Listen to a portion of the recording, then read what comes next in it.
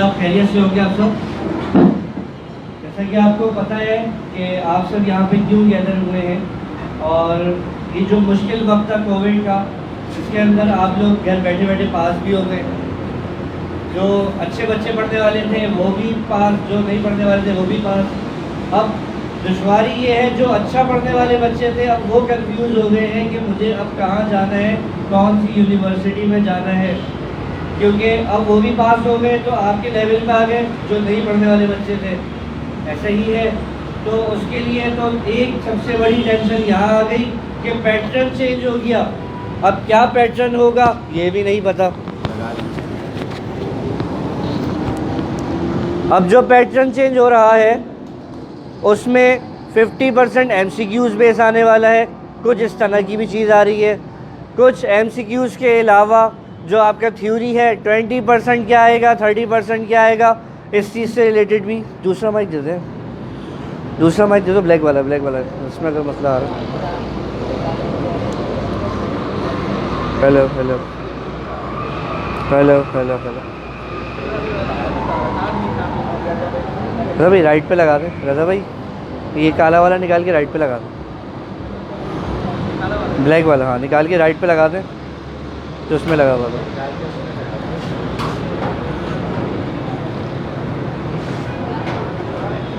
आवाज़ आ रही है? Hello hello hello hello hello hello hello hello hello hello hello hello. अब आवाज़ आ रही है? ठीक है जी, कोई बात नहीं, कभी कभी टेक्निकल प्रॉब्लम हो जाती है।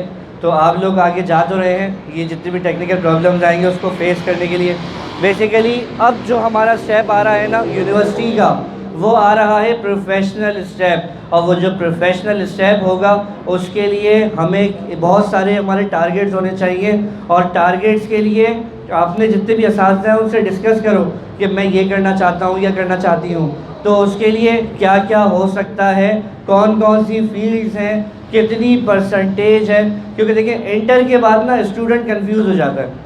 हमारे पास बहुत लिमिटेड गवर्नमेंट यूनिवर्सिटीज़ हैं, हमारे पास फील्ड्स बहुत हैं, लेकिन हर कोई फाइनेंशियली स्ट्रॉन्ग नहीं होता। अब फाइनेंशियली अब प्राइवेट यूनिवर्सिटी की जो पर सेमेस्टर फीस है मिनिमम 70 to 80,000 रुपीज़ पर सेमेस्टर है। ये सिर्फ वो है जो फ़ीस देनी है। इसके अलावा आपके एक्सपेंसेस, आपके प्रोजेक्ट्स, आपके असाइनमेंट, ये सब अलग है। अब आप रोज़ाना आते जाते हैं, आपका ट्रांसपोर्ट एक्सपेंस, तो वो सब अलग है। यानी कि अगर private university for example 1 lakh rupees पर सेमेस्टर चार्ज कर रहे हैं तो इट मीन्स कि 1.5 यानी कि 1.5 लाख रुपए पर सेमेस्टर आप लोगों को चार्ज कराती है वो यूनिवर्सिटी। तो उसके लिए हमारे पास बहुत सारे नामवर इदारों से टीचर्स आएंगे और अपना थोड़ा थोड़ा इंट्रोडक्शन भी कराएंगे, और इसके अलावा आपको यूनिवर्सिटी के हवाले से गाइड करेंगे। तो उसमें मैं आपको देखिए कुछ चीज़ें बताता चलूँ। बहुत सारे नामवर इदारे ऐसे हैं जो बहुत ज़्यादा फ़ीस चार्ज करते हैं। तो अगर वहीं के टीचर्स हमारे इदारे में मौजूद हो और एक नॉमिनल फ़ीस पैकेज मिल रहा हो तो क्या ये हमारे लिए अच्छा नहीं होगा? ठीक है, तो इसके लिए हमने बहुत सारे अच्छे नामवर यूनिवर्सिटी जो हमारे इदारे हैं, जिसके अंदर नाम मैं लेना नहीं चाह रहा क्योंकि ये लाइव चल रहा है। तो जो इदारे हमारे लाइव जो हमारे इदारे हैं इस तरीके के, वहाँ के टीचर्स आएंगे और उसके बारे में आपको थोड़ा सा मैं ब्रीफ़ कर दूँ कि जो मैथमेटिक्स के टीचर हैं वो आएंगे, और इसके अलावा बायो के टीचर, और इसके अलावा केमिस्ट्री के टीचर। ये 3 मेन सब्जेक्ट के टीचर्स हैं जो कि आके आपको थोड़ी चीज़ें एक्सप्लेन कर रहे होंगे। अच्छा, क्योंकि देखो मैं हूँ एडमिन से रिलेटेड, कुछ चीज़ें जो हैं वो एडमिन से रिलेटेड होंगी आप लोगों की, कि पहले तो एडमिशन करना है। अब एडमिशन के लिए हमारे पास कुछ पॉलिसीज़ होंगी, तो वो थोड़ा सा हम रखेंगे आखिर के लिए कि जी क्या फ़ीस पैकेज होगा, क्या ड्यूरेशन होगा, कब से क्लासेस होंगी। क्लासेस क्या, चले मैं बता देता हूँ कि इंशाल्लाह विद इन अ वीक और मे बी के अपकमिंग सैटरडे से स्टार्ट हो जाए, क्योंकि अभी जो हमने टेंटेटिव स्केड्यूल आपका बनाया है उसके अंदर सैटरडे और संडे ये 2 दिन आपकी क्लासेस होंगी। ठीक है, अच्छा आपकी रेगुलर क्लास से हटके होंगी तो उस दिन थोड़ा सा ड्यूरेशन आपका ज़्यादा होगा। ठीक है, अच्छा अब एक काम हमने ये करना होगा कि सबसे पहले अपने जितने भी आपके टीचर्स हैं उनसे डिस्कस करना होगा कि मैं प्री इंजीनियरिंग की फ़ील्ड से था या थी, अब मुझे मैं प्री मेडिकल कंप्यूटर साइंस के रिलेटेड मैं फील्ड में हूँ, तो कौन सी यूनिवर्सिटी बेस्ट है, मेरी परसेंटेज ये बन रही है, उसके लिए क्या एलिजिबिलिटी है। क्योंकि देखिए इस दफ़ा कोविड था, कोविड की वजह से कुछ पॉलिसीज़ चेंज हुई हैं, तो उससे रिलेटेड चीज़ें आ जाएंगी। तो आप सब ने इस चीज़ को तो मद्देनज़र रखते हुए काम करना है कि मेरा एक टारगेट हो कि ये यूनिवर्सिटी में जाना है। तो इस यूनिवर्सिटी का कब एग्ज़ाम होने वाला है, क्योंकि देखिए तमाम यूनिवर्सिटीज़ का साल में एक दफ़ा टेस्ट होता है, एडमिशन टेस्ट एक दफ़ा होगा। अगर डेट निकल गई तो नेक्स्ट ईयर का वेट करें, ठीक है। तो आप लोगों ने थोड़ा सा जागते रहना है। हमारे जो सोशल मीडिया के पेज जो चलाते हैं सर उमर मुग़ल, वो बाकायदा तौर पे मेरिट्स इनका जो फेसबुक पेज है उस पेज पे सारी चीज़ें अपलोड करते रहते हैं। वक्तन फ़वक्तन कौन सी यूनिवर्सिटी की डेट आ रही है पेपर्स की, जाके आप लोग फॉर्म लें, उसके बारे में जो जितनी भी इंफॉर्मेशन होगी वो सब मेरिट्स इनके पेज पे आपको मिल रही होगी। अच्छा, एक चीज़ जो कि आप लोगों से मुझे डिस्कस करनी थी, बहुत सारे स्टूडेंट कहते हैं हम इंटर के बाद एप्टीट्यूड ज्वाइन करेंगे। एप्टीट्यूड है क्या चीज़, थोड़ा सा उसके बारे में आपको बता दूं। E cat, M D cat, B cat, ये क्या चीज़ है, इसके बारे में भी जर्नल थोड़ा सा आपको मैं इंट्रोडक्शन देता चलूँ। बेसिकली एप्टीट्यूड वो टेस्ट होता है जो एक गेट पास है किसी भी यूनिवर्सिटी के अंदर एडमिशन लेने के लिए। कोई यूनिवर्सिटी आपको ऐसी नहीं मिलेगी जो विदाउट टेस्ट एडमिशन ले। प्राइवेट यूनिवर्सिटीज़ हैं वो भी एडमिशन टेस्ट बेस आप लोगों को एडमिशन देंगी, इसके बगैर नहीं देंगी। अब उसके अंदर हमारे पास दो क्राइटेरियाज आ जाते हैं कि हमारी डिग्री कहाँ की एफिलेशन के साथ आ रही है, ठीक है। ये भी बड़ा मैटर करता है, किसकी क्या परसेंटेज है, उससे रिलेटेड टीचर्स आपको बताएंगे।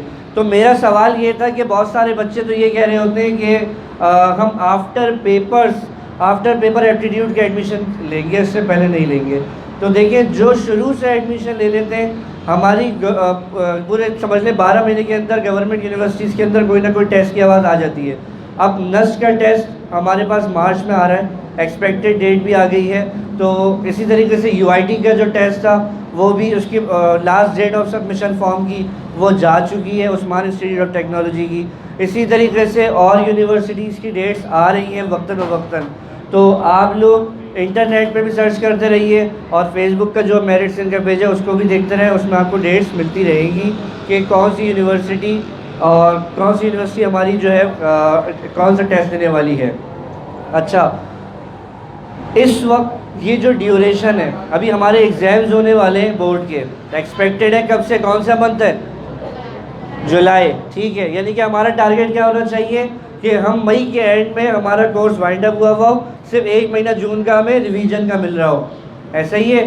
तो क्या ही अच्छा हो कि हमने हर चीज़ कॉन्सेप्चुअल पढ़ ली हो, बजाय इसके कि मैं 2 पेज का क्वेश्चन आंसर याद करूं, मैं जस्ट एक MCQs याद कर लूं, यानी कि एक अपना कॉन्सेप्ट इतना अच्छा कर लूं कि मुझे वो 2 पेज के बजाय 1 वर्ड में आंसर मिल जाए।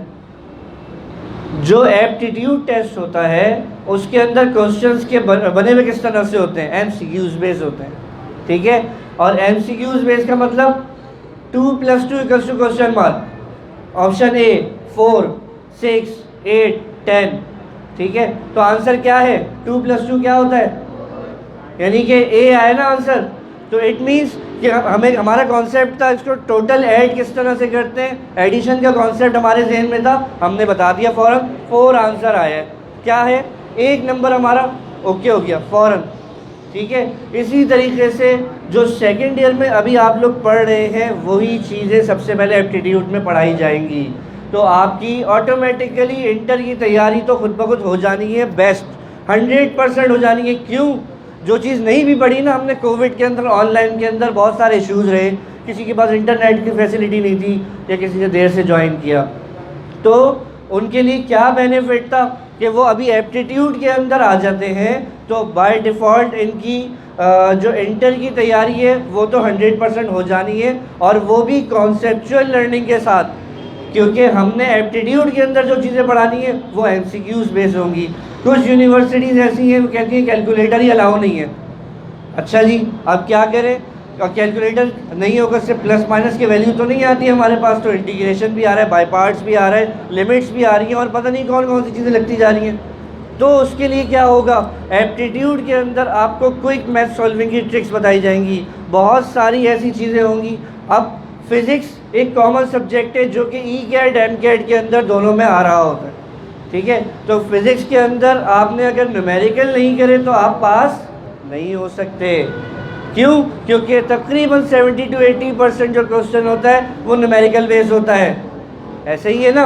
अब जब न्यूमेरिकल बेस होगा तो फार्मूलाज आपको पता होने चाहिए, फार्मूलाज अगर आ गए तो कैलकुलेशन का इशू आ गया, कैलकुलेटर जहाँ पे अलाउ नहीं है, अब क्या करोगे वहाँ पे, तो वहाँ पर आप लोगों के लिए यहाँ पे एप्टीट्यूड में ट्रिक्स बताई जा रही होंगी कि हमने इसको सॉल्व कैसे करना है, ठीक है। तो इस चीज़ का बेटा ख्याल रखना कि इस वक्त कोविड की वजह से हमारा जो एकेडमिक कैलेंडर था वो सब डिस्टर्ब है। तो अमूमन हमारे पेपर्स कब होते थे, अप्रैल या मई में, ठीक है, हमारे चले गए जुलाई में। तो अब जुलाई के बाद हमारे नए सेशन की क्या पॉलिसी होगी कुछ नहीं पता अभी। तो बेहतर यही है कि जो चीज़ अभी इस वक्त समेट सकते हो समेट लो, ठीक है। तो उसके लिए मैं आपको ज़्यादा वक्त नहीं लूँगा क्योंकि बहुत लिमिटेड टाइम है हमारे पास। तो सबसे पहले मैं सर मुजीब को बुलाना चाहूँगा, आप लोगों की भरपूर तालियों में सर मुजीब हुसैन।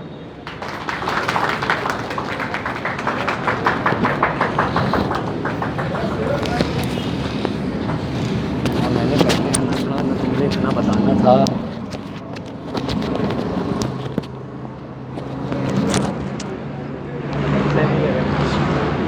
अस्सलामुअलैकुम।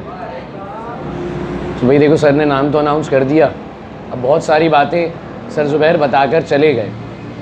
मेन चीज़ से स्टार्ट करते हैं जो आज का मोटिव है।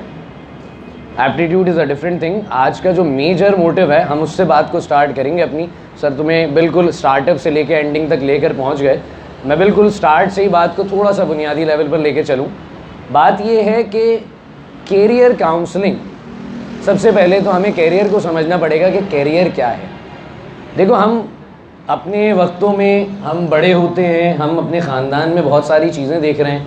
हमने देखा कोई डॉक्टर भी है, हमने देखा ख़ानदान में किसी ने सीए कर लिया, किसी ने एसीसीए कर लिया, तो हम एक दौड़ में चल पड़ते हैं बचपन से कि भाई फ़र्स्ट आना है। वालिदैन का भी एक रहता है मामला कि हमारे बच्चे ने फ़र्स्ट आना है, सेकंड आना है, पोजीशन होनी चाहिए, वो मोहल्ले के अंकल हैं उनका बेटा फ़र्स्ट आता है। तो ये एक दौड़ है, हम एक दौड़ में दौड़ रहे हैं और बेसरो सामान और बेसोचो समझ के हम दौड़ रहे हैं।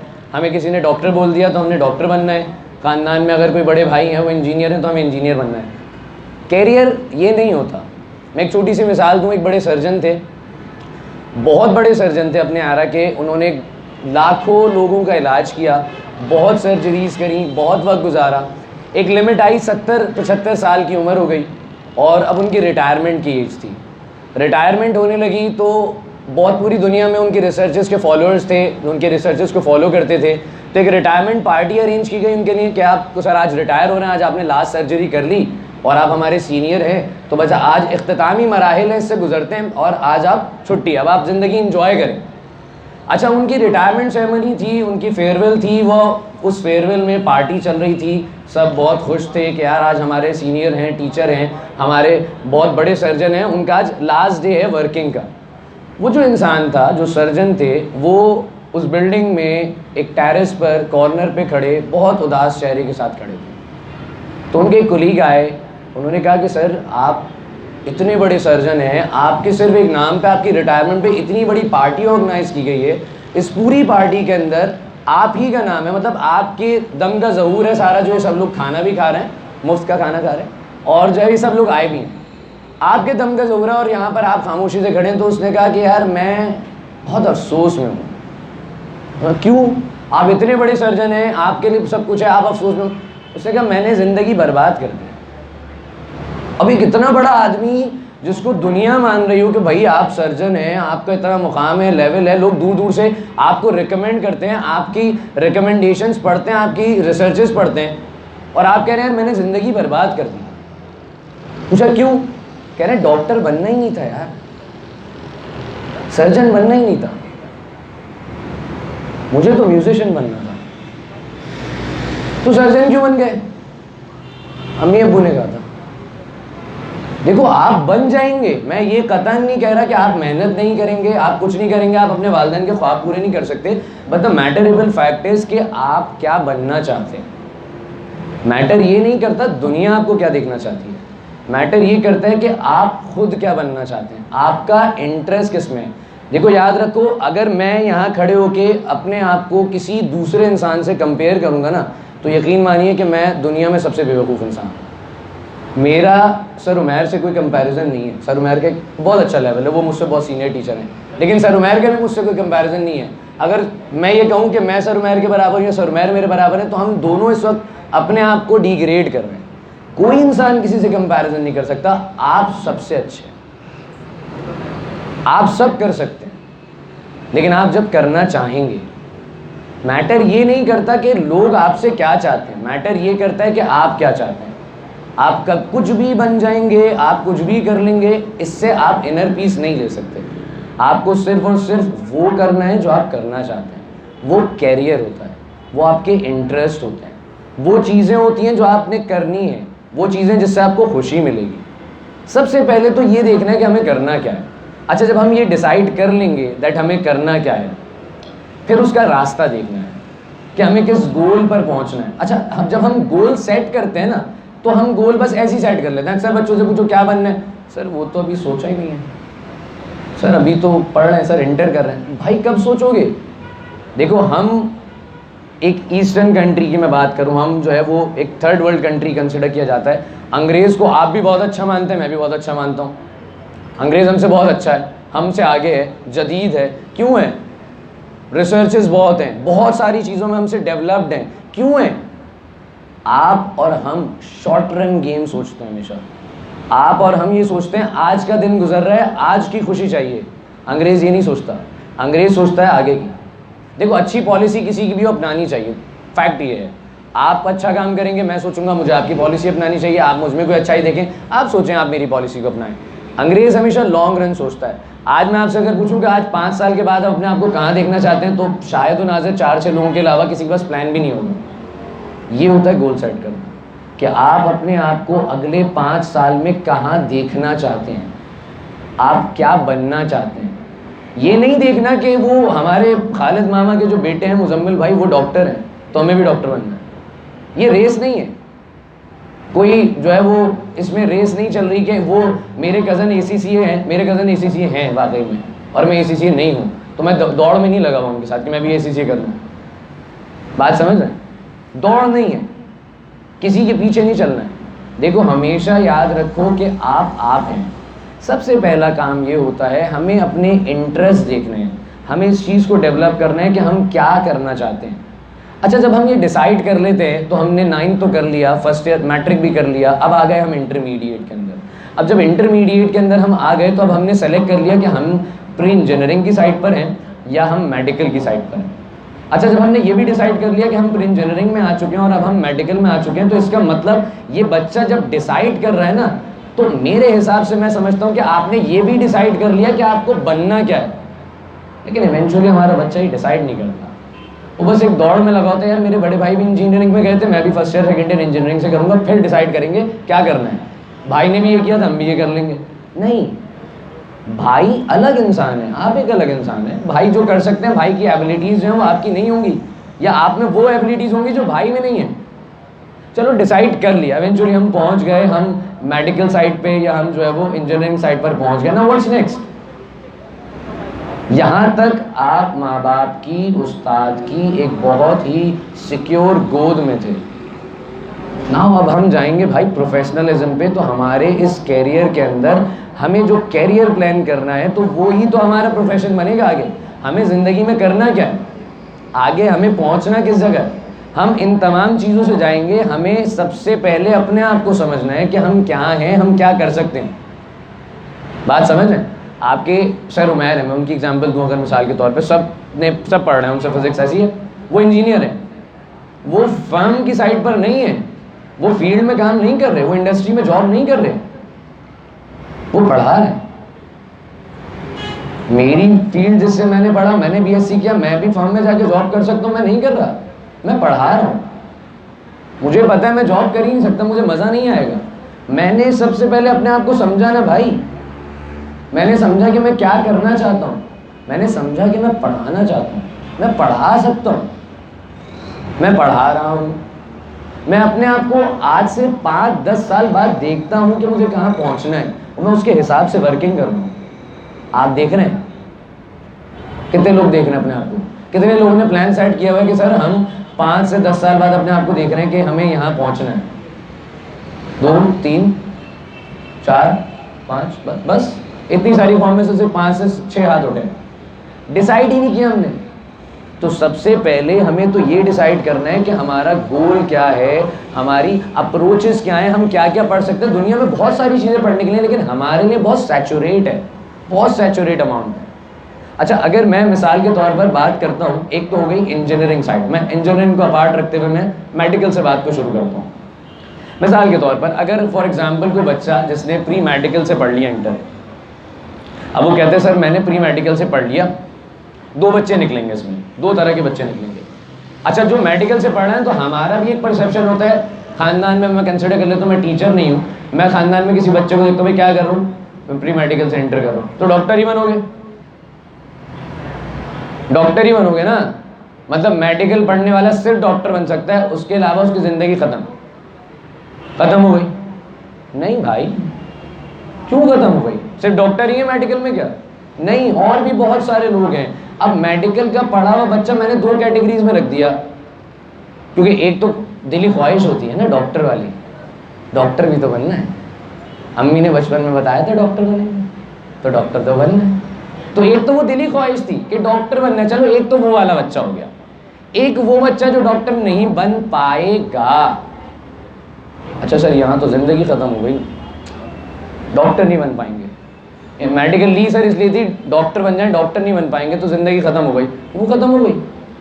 बात फिर वही है कि ज़िंदगी ख़त्म कहीं नहीं होती, ज़िंदगी आप ख़त्म करेंगे। अच्छा, ये 2 कैटेगरीज मैंने क्यों रखी हैं? मैंने इसलिए कैटेगरीज रखी हैं कि हमारे पास बच्चे जो होते हैं ना 2 तरह के होते हैं। एक होते हैं एलिजिबिलिटीज़ की क्राइटेरिया है बेसिकली हमारे पास ना। देखो यूनिवर्सिटीज़ की जाने जब हम बढ़ते हैं ना इंटरमीडिएट करते हुए, क्यों इंटर को इतनी अहमियत दी जाती है? इंटरमीडिएट की अहमियत सबसे ज़्यादा इसी वजह से है कि आप इंटरमीडिएट में जो स्कोर करेंगे अपना, वही स्कोर आपका आगे बढ़ेगा जो आपको यूनिवर्सिटी में एडमिशन दिलाएगा। अब वो स्कोर आपने कितना किया, इंटर की आपकी परसेंटेज कितनी बनी, सबसे अहम वो है। अच्छा सर मैट्रिक वैट्रिक सब खत्म, नहीं, उसकी अहमियत है, मैट्रिक की अभी थोड़ी अहमियत बची है, बकाया जात हैं उसके कुछ हमारे पास, वो अहमियत रहेगी, लेकिन सबसे ज़्यादा अहम जो है वो इंटरमीडिएट है। अब मिसाल के तौर पर एक बच्चा जिसने स्कोर कर लिया 70 अबव इंटर में, उसकी परसेंटेज आ गई प्री मेडिकल से। मैं इस वक्त इंजीनियरिंग को थोड़ा सा अपार्ट रख रहा हूँ, इंजीनियरिंग पर हम बात करेंगे, मैं मेडिकल से स्टार्ट ले लिया मैंने, इंजीनियरिंग पर सर मैं डिस्कस कर लेंगे, मैं मेडिकल की एस्पेक्ट से बात कर रहा हूँ। अब एक बच्चा जिसने मिसाल के तौर पर 70 अबव स्कोर कर लिया, वो तो बहुत अच्छे तरीके से एलिजिबल है किसी भी मेडिकल यूनिवर्सिटी के लिए पढ़ने के लिए। When I'm saying a word medical, so I'm saying MBBS, ऐसी है bachelors of medicine and bachelors of surgery. MBBS सबसे मेन प्रायोरिटी जो हमारे पास होती है मेडिकल के बच्चे की, वो यही है MBBS करना है, डॉक्टर बनना है, सफ़ेद कोट पहन के घूमना है। मतलब भाई डॉक्टर लगेगा नाम के साथ तो ज़िंदगी बेहतरीन है, ऐसा है। तो चलो खैर, MBBS सबसे टॉप प्रायोरिटी पर। सबसे पहले MBBS के बारे में एक्सप्लेन कर दूँ ना। अगर किसी बच्चे ने 70 अबव स्कोर कर लिया इंटरमीडिएट में, इट मीन्स वो बहुत अच्छे तरीके से एलिजिबल है for the sake of MBBS। तो सर अगर किसी ने 70 से नीचे स्कोर किया उसकी ज़िंदगी ख़त्म, तो ज़िंदगी तो अभी यहाँ पे भी ख़त्म नहीं हुई। 70 से नीचे स्कोर किया वो भी मेडिकल में बहुत कुछ पढ़ सकता है, हम उस पर आएंगे। पहले मैं MBBS पे आ जाता हूँ। देखो होता क्या है कि हमारे पास मेजरली हम कंसिडर करते हैं MBBS को, हमें सिर्फ एक चीज़ पता है, MBBS वाला डॉक्टर होता है। बाकी डेंटिस्ट को तो आप भी डॉक्टर बोल देते हैं तो वो खुश हो जाता है, लेकिन हमें दिल में पता है वो डॉक्टर नहीं कहलाता।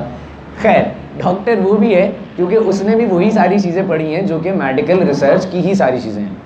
अब MBBS के बाद हमारे पास एक तो क्राइटेरिया मैंने बता दिया, अबव 70 से जो आ गए बच्चे वो MBBS के लिए बेहतरीन एलिजिबल हो गए।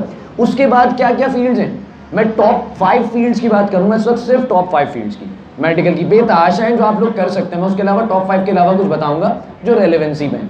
सबसे पहले तो MBBS है। फिर आता है हमारे पास BDS, bachelors of dental surgery, dentist बहुत बेहतरीन है। फिर उसके बाद हमारे पास क्या आता है, फार्मेसी आता है। फार्मेसी के अंदर हमारे पास क्या है, मैं एक्सप्लेन करता चलूँ तो सबसे पहले MBBS जो था उसके अंदर क्या पढ़ाई होती है, आप थ्रू आउट पूरा मेडिकल पढ़ते हैं। आप मेडिकल की जितनी साइंसेज हैं ओवरऑल उसको पढ़ते हुए आप सर्जरीज तक पढ़ते हैं। अब इसमें MBBS से दो चीज़ें निकलती हैं। MBBS की पढ़ाई हमें नज़र आता है कि सर ये भी बैचलर्स है तो 4 साल का होगा, नहीं, MBBS होता ही 5 साल का है। फिर उसके बाद MBBS के अंदर आप डायरेक्ट आप जो है वो समझ लीजिए कि विदाउट डूइंग एनी स्पेशलाइजेशन आप काम के लिए नहीं उतर सकते। आपको स्पेशलाइजेशन करनी स्टार्ट कर दी, पढ़ दी, लाजिम है, बिल्कुल करनी पड़ेगी, तभी आप जो है एक प्रॉपरली डॉक्टर की जाने पड़ेंगे। ओवरऑल पीरियड लगा लो तो तकरीबन 12 साल MBBS। आप फिर अल्हम्दुलिल्लाह एक बेहतरीन डॉक्टर कहलाएंगे, स्पेशलिस्ट कहलाएंगे। हम देखते हैं ना डॉक्टर के पास दवा लिखवाने जाते हैं वो होता है फिजिशियन, और एक होते हैं जो ऑपरेशंस करते हैं वो होते हैं सर्जन। तो ये दो अलग अलग लोग हैं भाई, ये भी MBBS से ही निकलते हैं, MBBS से ही निकलते हैं। बात समझ रहे हैं आप मेरी? अच्छा, इसके बनिस्बत अगर मैं बात करूँ टाइम कंजम्पशन पे भी 12 साल एक जगह आपने देना, आप एक बेहतरीन इंसान डॉक्टर बन जाएंगे। BDS पे आते हैं 4 साल में। सर 4 साल में मतलब वो वर्थ होगी? भाई डेंटिस्ट बेहतरीन कमाते हैं यार, बहुत पैसा होता है उनके पास, जल्दी पैसा कमाना शुरू कर देते हैं। डेंटल सर्जरी जो है, डेंटल सर्जरी की बात करें BDS की, तो वहाँ पर आपके ये जो रुखसार पर जो आपके होंठ हैं, जो आपके रुखसार है अच्छा सा, उसके अंदर के जितने मामलात हैं, दांत जबान, अंदर के जितना स्ट्रक्चर हिसाब किताब है, उसकी टोटल साइंसेस जितनी है वो हमारी सारी BDS में आ जाएगी। बात समझ रहे हैं आप मेरी? अच्छा, इसके बाद हमारे पास क्या है, फार्मेसी है। फार्मेसी में दो चीज़ें आ जाती हैं, फार्मेसी में दो चीज़ें क्या आ जाती है, एक तो आप बिल्कुल फार्मेसी की साइंस पढ़ने के बाद आप फार्मास्यूटिकल्स में जब पहुंचेंगे तो आप फार्मास्यूटिकल्स के अंदर अपने पास एक मुकाम पे होंगे दो रास्तों पे। एक वो फार्मासिस्ट होते हैं, मतलब एक तो सिर्फ मेजरली लड़कों के लिए ही निकलती हैं जॉब्स, जो कि फार्मासिस्ट होते हैं, जो डॉक्टर को एक पूरा प्रिस्क्रिप्शन तैयार करके देते हैं कि भैया ये दवाई आपकी होगी तो आपने ऐसे करनी है, आपने ये दवाइयाँ इन मर्ज के लिए देनी, एक ये होता है। दूसरा फार्मेसी वाला कहाँ पहुँचता है, वो पहुँचता है इंडस्ट्री में, जो दवाइयाँ बनाते हैं कि इस मर्ज के लिए, इस पर्टिकुलर डिजीज़ के लिए क्या क्या चीज़ें, कौन से केमिकल्स को यूज़ करके क्या पर्टिकुलर मेडिसिन दी जा सकती है। एक वो होगा जो फर्म में बनाएगा, वो भी फार्मेसी से ही जाएगा। समझ रहे हैं बात को? ये देख लो यहाँ पे हमारे पास जैसे स्लाइड के अंदर MBBS है, BDS है, DPT है। DPT क्या है? हमारे पास फिजियोथेरेपी है। PharmD आ गई, फार्मेसी पे हमने बात की है। नर्सिंग बेहतरीन है, एक बहुत अच्छी चीज़ है। नर्सिंग को पता नहीं हम लोग क्यों इतना डिग्रेड करते हैं कि यार नर्स सीरियसली इंजेक्शन लगाऊंगी मैंने ड्रिप लगानी है जाके। भाई बहुत बेहतरीन फील्ड है, इसका लाइसेंस लेने के लिए लोगों को ना बहुत वक्त लग जाता है, सिर्फ नर्सिंग का ही लाइसेंस लेने के लिए।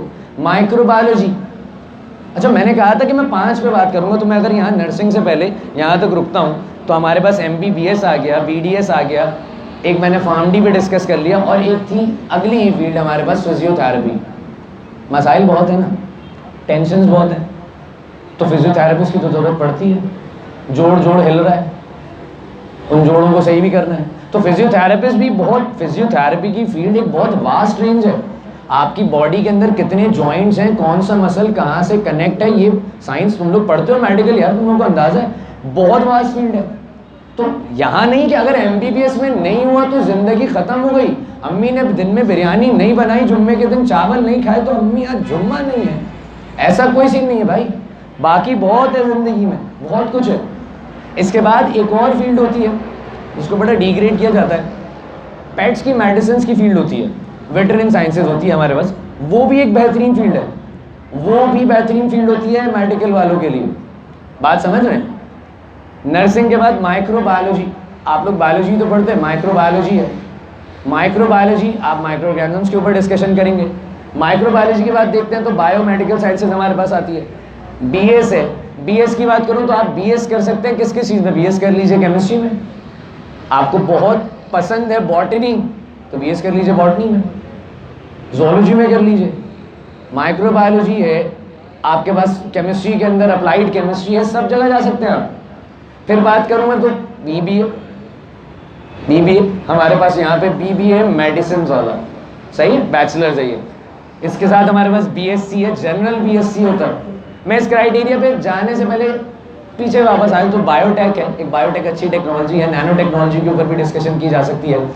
लेकिन इन सब चीज़ों पे जाने से पहले ना, यहाँ सब जगह जाने से पहले हमें डिसाइड करना पड़ेगा कि हमें कहाँ जाना है। रास्ते तो बहुत सारे हैं, हमें डिसाइड करना है हमें कहाँ जाना है, और ये डिसीजन किन चीज़ों पर है। देखो, मैं बहुत सुहाने ख्वाब दिखा के कभी भी बात नहीं करता। आपने कुछ चीज़ों को देखना पड़ता है। आपके फाइनेंशियल स्टेटस क्या है, आपकी एबिलिटीज़ क्या हैं, आप कितना वक्त सर्व कर सकते हैं अपनी पढ़ाई के लिए। इन तमाम चीज़ों को देख कर चलना है। बात समझ रहे हैं? क्राइटेरियाज हैं, यूनिवर्सिटीज़ बहुत सारी हैं। मेडिकल के लिए यूनिवर्सिटीज़ गवर्नमेंट भी होती हैं। अच्छा, मैं दो बातें बस इख्तितामी करके चलूँगा। हमारा जो टेस्ट है, उस टेस्ट के भी कुछ क्राइटेरियाज हैं। हमारे टेस्ट के भी कुछ क्राइटेरियाज हैं। मैं जैसे समझाऊंगा, अभी स्लाइड चलेंगे, उसमें देखोगे तुम लोग। एक क्राइटेरिया था पिछले साल तक का, पिछले साल तक का एक क्राइटेरिया था। सर जुबैर ने ऐसे बताया कि हमारे पास MD कैट होता था, MCAT होता था और MD कैट होता था। डेंटल वालों का सेपरेट था, सही है। उनकी एक काउंसिल थी PMDC, सही। अब वो सबको मर्ज कर दिया गया हमारे पास, सबको मर्ज कर दिया गया हमारे पास, और मर्ज करके एक ही PMC बना दी कि पाकिस्तान मेडिकल काउंसिल। अब वही लेते हैं टेस्ट सारी यूनिवर्सिटीज़ का, सिर्फ 2 के अलावा। एक हमारे पास आगा खान होती है और एक और यूनिवर्सिटी है, उसका यूनिवर्सिटी का टेस्ट हम जो है वो आर्मी वाले कंडक्ट कराते हैं। आगा खान का अपना ज़ाती टेस्ट होता है। बाकी सारी यूनिवर्सिटीज़ PMC के अंडर आ रही हैं। ये था पुराना क्राइटेरिया जिस पे जनरलाइज चल रहा था कई सालों से, बहुत कई सालों से मामला चल रहे थे कि हमारा जो पेपर आता था ना यूनिवर्सिटी में एडमिशन लेने के लिए, क्या आप अहल हैं, उस अहलियत को चेक करने के लिए ये पेपर लिया जाता था जिसे हम एप्टीट्यूड कहते हैं। उस एप्टीट्यूड में जो मेडिकल वालों के लिए होता था 2 घंटे का पेपर, सिर्फ MCQs based, totally MCQs based. English के 10 MCQs होते थे, बायोलॉजी के 30 MCQs होते थे, केमिस्ट्री के 30 MCQs होते थे, फिजिक्स के 30 MCQs होते थे। ये MCQs हमारे पास होते थे पिछले सालों तक, जो हमने डिस्कस किए डिफरेंट एप्टीट्यूड्स में। हर साल इन पेपर्स को डिस्कस किया जाता था, जो चलते रहते थे। लेकिन मसला ये है कि अब चूंकि हमारे पास मामला बदल गए, PMC आई इस साल, उन्होंने पूरे पाकिस्तान का पेपर एक ही किया कि एक ही पेपर होगा जिसमें सब एग्ज़ाम देंगे। पूरा पाकिस्तान जो है वो उसी में एग्ज़ाम देता है। उस पेपर के अंदर क्राइटेरिया को बहुत बदल दिया गया। अब पेपर का क्राइटेरिया ऐसा बदल दिया गया है कि आपका पेपर अब होता है 200 नंबर का। कितने नंबर्स का होता है? 200 नंबर का आपका पेपर होगा। उस 200 नंबर के अंदर अगर मैं बात करता हूँ तो आपके पास 80 MCQs बायोलॉजी के हैं, 60 MCQs केमिस्ट्री के हैं, 40 MCQs आपके पास फिजिक्स के हैं और 20 MCQs इंग्लिश के हैं। ये 200 नंबर का पेपर है, 200 नंबर का। पासिंग मार्क्स 120 है। पहले तो 100 का पेपर था पूरा, अब 200 का कर दिया PMC ने इस साल से। आसान नहीं है, 120 पासिंग मार्क्स, सही। ये मेडिकल के छोटा सा इंट्रोडक्शन था कि आप मेडिकल को अप्रोच कैसे कर सकते हैं, व्हाट आर द अप्रोचेस। कि आप मेडिकल की जानिब, अगर आपका रुख है मेडिसिन में या मेडिकल में, आप प्री मेडिकल के स्टूडेंट हैं, तो आपके लिए विजन अहेड क्या है। बहुत रेंजेस हैं, बहुत रेंजेस हैं जहां आप देख सकते हैं। देखना है बस, आंखें खोलनी है, सही। तो सर खावर आएंगे, अब सर खावर आगे इंशाल्लाह डिस्कस करते हैं आपसे, तो सर खावर से भी डिस्कस कर लीजिएगा। आप इनको क्लैप के साथ बुला लीजिएगा सर खावर को। आज सर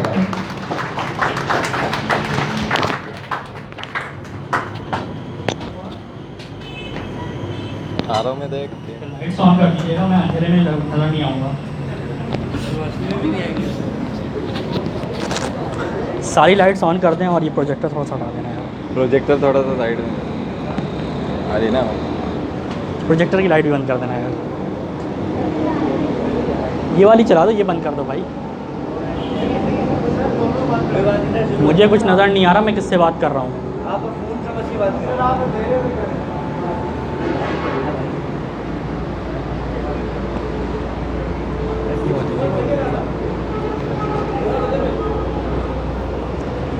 अस्सलाम वालेकुम। अच्छा, हाँ अब सही है, सब जाग रहे हैं। अच्छा, 2 लोगों ने सब कुछ बता दिया, हमारे बताने के लिए कुछ भी नहीं बचा। बात हुआ था कि थोड़ा सा आपको बताना है, थोड़ा सा हमें बताना है, पर शुरुआत हुई सब कुछ से, एंड हुआ सब कुछ से। अब हम सिर्फ आके कुछ और करेंगे, अब देखिए क्या है। हाँ अच्छा, अब पहले तो अपना इंट्रोडक्शन दे दूँ। मुझे सिर्फ यहाँ पे गिनती के 4-5 लोग जानते होंगे जो मुझसे पढ़ते हैं, क्योंकि मैं यहाँ नज़र नहीं आता, बहुत कम आता हूँ और फिर चला जाता हूँ फ़ौरन। जर्नी स्टार्ट हुई थी मेरी एक छोटे से कोचिंग से, और फिर उसके बाद आदम जी, अनीस हुसैन, मैक कॉलेजिएट, इन सारे कोचिंग्स वगैरह में पढ़ा के अब उम्र के मैं उस हिस्से पे हूँ कि मैंने ये सब छोड़ दिया और अब सिर्फ इस कोचिंग में पढ़ा रहा हूँ, वो भी सर सुहेब के कहने पे, क्योंकि इनसे मैंने यूनिवर्सिटी में पढ़ा है और आज भी मैं इनसे पढ़ रहा हूँ। अच्छा, अब बात सारी यहाँ पे हुई कि आप लोग गैदर हुए हैं यहाँ पर एप्टीट्यूड के लिए। एप्टीट्यूड एक्चुअली अगर हम जर्नलाइज वे में बात करें तो एप्टीट्यूड क्या है, एप्टीट्यूड प्रिपरेशन से मुराद क्या, कोई है? अच्छा, एप्टीट्यूड प्रिपरेशन से बेसिकली मुराद क्या है, टू इन्हेंस योर कैपेबिलिटीज़। अब कैपेबिलिटीज़ आप सबके अंदर मौजूद हैं, उसको इन्हेंस करना है आपने, लेकिन वो कौन सी कैपेबिलिटीज़ हैं? पहली capability, to manage your time, ठीक है ना, क्योंकि आप मैट्रिक के बाद फर्स्ट ईयर का एग्ज़ाम आपने दिया नहीं, आपको नहीं पता कि आपने टाइम मैनेजमेंट करनी कैसे है। दूसरी, selection. Selection for what? For correct question या फॉर करेक्ट आंसर। 4 ऑप्शन हैं, 4 में से कोई एक सही है। सही है। सबसे ख़तरनाक चीज़ MCQs होती है, क्योंकि यहाँ पे डू और डाई होता है। यहाँ पे आप पैराग्राफ लिखते नहीं हैं, सही है। यहाँ पे आप पैराग्राफ में आपने कोई एक लाइन लिख दी और आपका मामला चल गया, सही कर दिया टीचर ने, बट यहाँ पे अगर आपने गलत ऑप्शन सेलेक्ट किया तो आपका सवाल गलत हो गया। अच्छा, ये सारी बातें तो टीचर्स आपको बताते हुए आए हैं और बताते रहेंगे। अब थोड़ा सा आप लोग अपने कैरियर की तरफ आ जाएं। अभी यहाँ पे कौन ऐसा है जो कि अपना कैरियर सोच कर बैठा हुआ है कि मुझे ये बनना है? 1 2 3 4 5, ज़रा ज़ोर से इसे बता दो कि क्या है। डॉक्टर और सब डॉक्टर बन गए तो फिर कैसे काम चलेगा? चलें।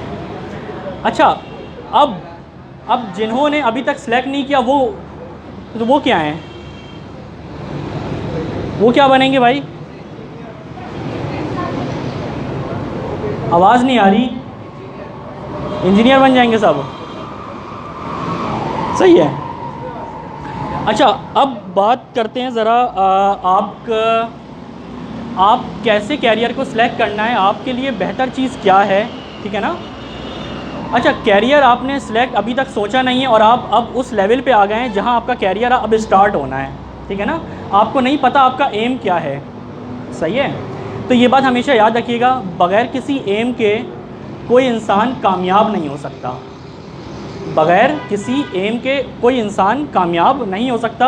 आपको अगर आपका एम नहीं पता तो आप कुछ नहीं कर सकते आगे, क्योंकि एक्चुअली मेरी डेस्टिनेशन क्या है मुझे नहीं पता। मैं यूनिवर्सिटी में एडमिशन का टेस्ट देकर आ जाता हूँ और फिर ये सोचता हूँ कि कहीं भी नाम आ जाए कुछ भी कर लूँगा, ऐसा ही है ना। और अगर कहीं भी नाम नहीं आया तो फिर मैं किसी और फील्ड में चला जाऊँगा, ठीक है। तो यहाँ से आपकी ऑर्डिनरी लाइफ की टाइम स्टार्ट हो जाता है। और ऑर्डिनरी लाइफ क्या होती है कि पूरी ज़िंदगी मेहनत करते रहो बुढ़ापे तक, ठीक है, और उसके बाद एंड में आपने मर जाना है। आपको कोई नहीं जानता आपके ख़ानदान और मोहल्ले वालों के अलावा। बात क्लियर है। अब एम क्या है, एम की इम्पोर्टेंस क्या है। एक ये 3 दोस्तों की कहानी है बेसिकली। वो 3 दोस्त बहुत अच्छा आर्कर बनना चाहते थे। आर्कर सबको पता है क्या होता है? तीर अंदाज जिसे हम कहते हैं, सही है ना। वो उन्होंने उस्ताद अपना एक ढूंढा कि हम एक बंदे से सीखते हैं और एक वर्ल्ड कॉन्टेस्ट होने वाला है और हमें उस कॉन्टेस्ट में हमें पार्टिसिपेट करना है और उसके बाद हमें वो विन करके आप अपना नाम बना सकते हैं। अब ये अपॉर्चुनिटी लाखों लोगों में सिर्फ एक को मिलनी थी। उन तीनों दोस्तों ने क्या किया, अपना सर्चिंग किया और उनको एक टीचर जब मिला जिस पे उन्होंने रिलाई किया और उनसे कहा कि हमें इस कॉन्टेस्ट में हिस्सा लेना है और अब आप हमें सिखाएं। ठीक है, उन्होंने एज़ पर कमिटमेंट सिखाना शुरू किया, सिखाते रहे, 1 महीना 2 महीना गुजरा और वो आगे। अब फाइनल डे से एक दिन पहले उनकी एक फ़ाइनल थेरेपी प्रैक्टिस थी और वो उस प्रैक्टिस के लिए खड़े हो गए। उस्ताद ने पहले एक स्टूडेंट को बुलाया और कहा कि ये एक डमी, एक लकड़ी की फ्रेम की एक परिंदा है जिसको मैं दरख्त के ऊपर जाके रख रहा हूँ और तुम्हारा एम क्या है कि तुम्हें इस परिंदे की आँख पे तीर मारना है। ठीक है, उन्होंने कहा ठीक है, हमने इतने साल प्रैक्टिस की है और आपसे इतना महीना सीखा है तो हम कर लेंगे। उसने कहा ठीक है, स्टार्ट करो। पहले को बुलाया और पहले की पोजीशन सेट करके उसने कहा कि तीर को तुम आप रेडी कर लो और जब तक मैं ना कहूँ तब तक छोड़ना नहीं तीर। उसने यही किया कि तीर को रेडी कर लिया और अब वो वेट कर रहा था अपने टीचर के गो हेड कहने का। उस टीचर ने पहले ये कहा कि तुम अब देखो कि तुम्हें एम जो लगाना है, तुम्हें क्या क्या इर्द गिर्द चीज़ें नज़र आ रही हैं। उसने कहा कि सर मुझे दरख्त नज़र आ रहा है। तो उस्ताद ने कहा ठीक है, अच्छी बात है। और उसके ऊपर एक चिड़िया नज़र आ रही है जो कि आपने रखी है जिसकी मुझे आँख पे तीर मारना है।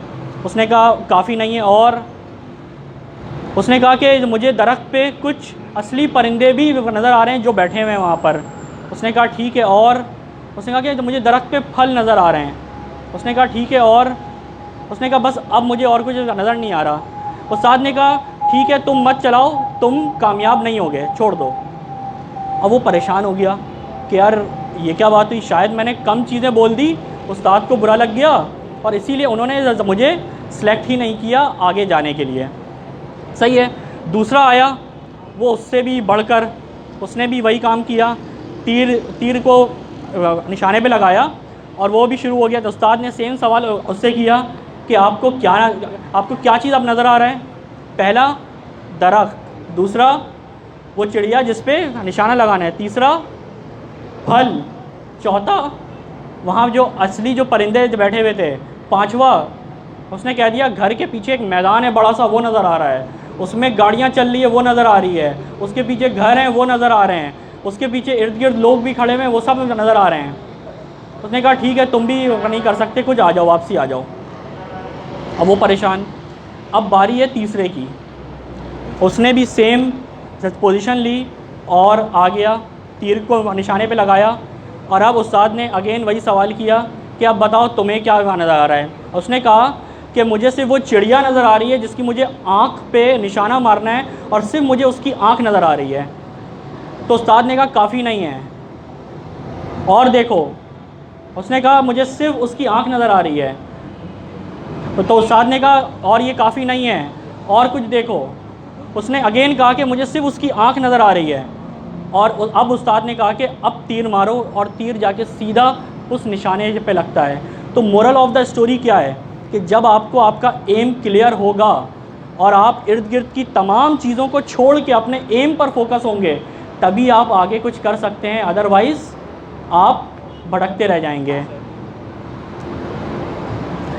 ठीक है, तो आपने अपना एम फाइनलाइज आज करना है। आज जब यहाँ से उठ के जाओ तो आज रात में आपने ये फ़ैसला कर लेना है कि मेरा एम क्या है। आपने ये फ़ैसला आज कर लेना है कि मेरा एम क्या है, मुझे आगे क्या करना है। ये वो वक्त है कि आज आपकी ज़िंदगी का फ़ैसला होगा। ठीक है, मैं नहीं कहता कि यहाँ एडमिशन लो, कहीं भी जाओ। ठीक है, ये आपके ऊपर डिपेंड करता है। यहाँ के फ़ायदे आपको पता है, यहाँ के सारे फैकल्टी के बारे में आप जानते हैं। सही है ना। दूसरी जगहों पे क्या है, सिर्फ दीवार अच्छी है, ठीक है ना, दरवाज़ा बहुत बड़ा सा लगाया हुआ है, यूनिफॉर्म में एक गार्ड बाहर बैठा हुआ है और इसके अलावा कुछ चेंजिंग नहीं है। वो जो फैकल्टी वहाँ अच्छे इदारों में पढ़ा रही है वही फैकल्टी यहाँ पे भी मौजूद है। जो चीज़ें वहाँ फैसिलिटी आपको प्रोवाइड करते हैं वो सारी फैसिलिटी आपको यहाँ भी प्रोवाइड की जाएंगी। ठीक है, तो अपने घर, अब आपका फ़ैसला है कि अपने आप को थका के कहीं दूर जाके पढ़ो या अपने करीब अपने ही एरिया में एक अच्छी उसी फैकल्टी से पढ़ो जो कि आपको दूसरी जगहों पे, दूसरी बड़ी जगहों पे पढ़ा रही होती है। ठीक है, अब आपको सर सुहेब आके फैकल्टी का थोड़ा सा इंट्रोडक्शन देंगे और आपको हमारे जो है सिस्टम के बारे में थोड़ा सा गाइड करेंगे। Sir Sohail, thank you.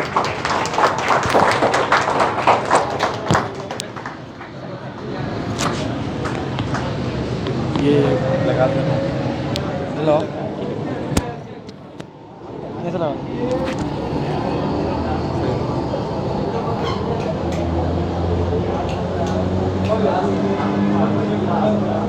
अभी काम हो गया। अस्सलाम वालेकुम,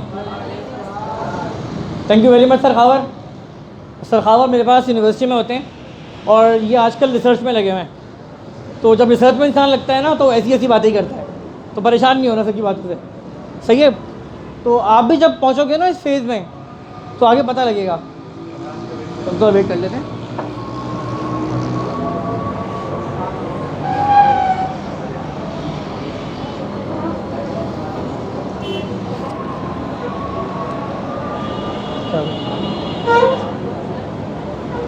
ऑफ हो गया।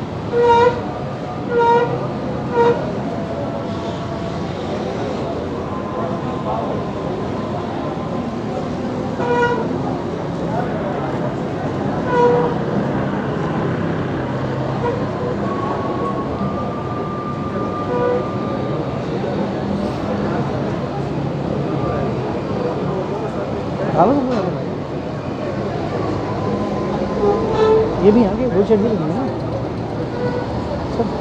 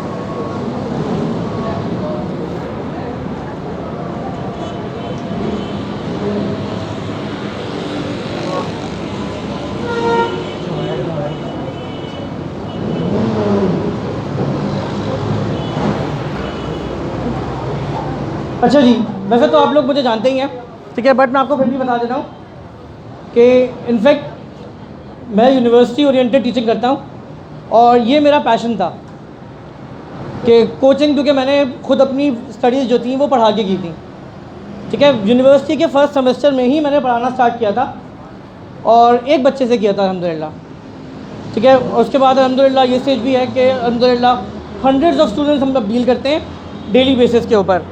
तो माजू में मैं फुल टाइम होता हूँ department of electrical and electronic engineering के अंदर। इंजीनियरिंग बेसिकली मेरी फील्ड है, बट जैसे कि सर मुजीब ने पहले भी कहा था कि आपको ये ख़ुद पहचानना है कि आपको किस काम में मज़ा आता है, और यही वो रीज़न है कि मैं भी इंडस्ट्री में नहीं गया। मैं शुरू में गया था, मैंने अपना FYP जो होता है ना, फाइनल प्रोजेक्ट यूफोन के लिए किया था, और बैचलर्स मेरा टेलीकम्युनिकेशन में ही था क्योंकि टेलीकॉम उस वक्त बहुत ऊपर था। तो यही चीज़ मैं आपको अभी भी बताऊंगा कि हम कैसे स्कोप देखते हैं और स्कोप देखना कैसे चाहिए, ठीक है।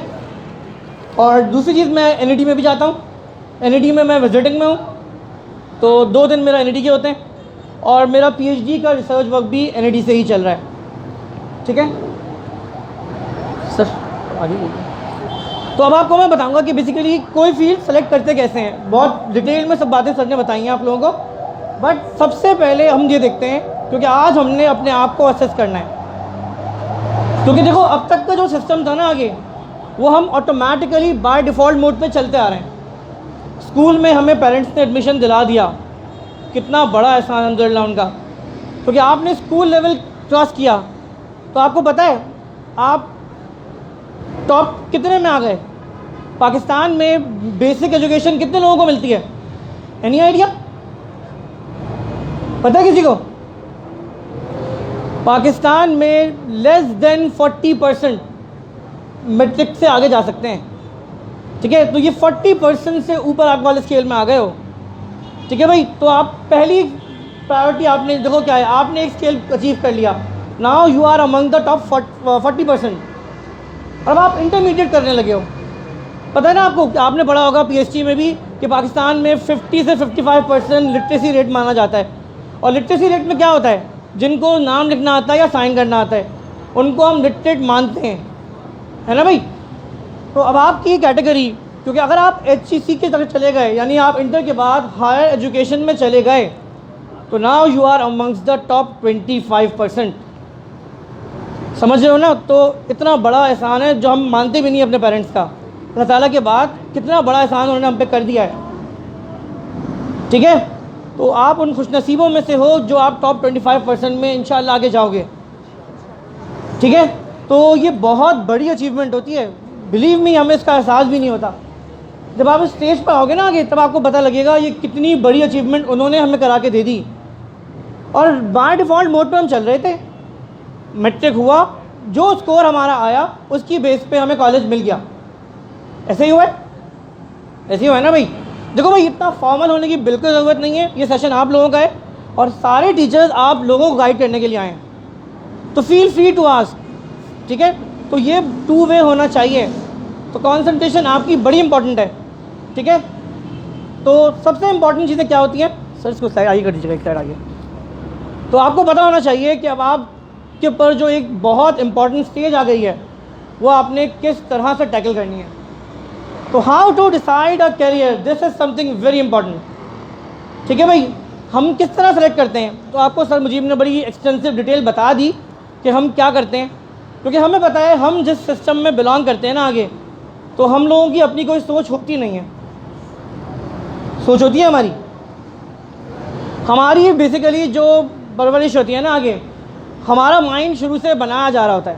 पेरेंट्स हमसे ये पूछते नहीं है आपने क्या करना है, हमें बता रहे होते हैं हमें क्या करना है ना भाई। तो इनिशियली हमें आपका बेसिकली जो हमारी परवरिश होती है इनिशियली वैसी तरह से होती है। और वो देखो उनकी गलती नहीं है, क्योंकि उन्होंने अपने बड़ों को देखा, अपने इकोसिस्टम को देखा, दूसरे पेरेंट्स को देखा, तो बेसिकली वो भी उसी ट्रेंड पे आ गए, है ना भाई। तो सबसे इम्पोर्टेंट क्या होता है, देयर आर वेरियस सोर्सेज जिनसे हमारी आपका जो है ना ये डिसीजन लिया जाता है। हमारी उसमें क्या होता है, parents number 1 source, number 2 parents की आपका जो राय होती है, जो आपका बताया कि वो आपका मामू चाचा भतीजों को देख के होती है कि वो क्या कर रहा है उसको देख के। उसके अलावा फ्रेंड सर्कल जो हमारा इंपॉर्टेंट सोर्स होता है कि भाई वो क्या कर रहा है तो हम उस पर चल पड़ते हैं, है ना भाई। चौथा क्या होता है, ट्रेंड्स के पीछे बहुत भागते हैं ना हम लोग। हम ट्रेंड्स को बिल्कुल भी नहीं देखना, आपने देखना है अपने अंदर को कि आप किस चीज़ के लिए बने हो, this is the deciding factor, ठीक है भाई। तो देयर आर वेरियस सोर्सेज जिसको आपने देखना है। फील्ड कैसे सेलेक्ट करते हैं, तो भाई हम क्या करते हैं, आपको पता होना चाहिए कि आपसे अगर पूछा जाए कि भाई आप कैसे करियर सेलेक्ट करते हो, फील्ड कौन सी सेलेक्ट करते हो। डॉक्टर क्यों बोला आपने, हाँ भाई, एनी आइडिया क्यों बोला आपने, आप डॉक्टर क्यों बनना है। शौक था, तो शौक को असेस किया कभी, हाँ भाई। तो देखो भाई फैक्टर्स क्या होता है मैं बताऊं। सबसे प्राइमरी फैक्टर क्या होता है, नंबर 1 आपको देखना है जिस फील्ड को आप सेलेक्ट कर रहे हो ना उससे आपकी ऑनर कितनी है सोसाइटी में। नंबर 1 पैसा बाद में आता है, ठीक है। और पैसे के लिए कभी भी कोई फील्ड ऑप्ट करना भी मत, ठीक है, क्योंकि ये बात फैक्ट है कि जो इंसान जिस चीज़ के पीछे भागता है, ठीक है, ख़ासतौर पे पैसे के, वो उसके हाथ कभी नहीं आता, ठीक है भाई। तो आपको जाना किसके बेस पे, honour in a society, number 1 factor, ठीक है। सेकंड आपको बताया जा रहा है कि आपको देखना है कि इसका चांस फॉर प्रोग्रेस क्या है, जिसको स्कोप कहा जाता है ना।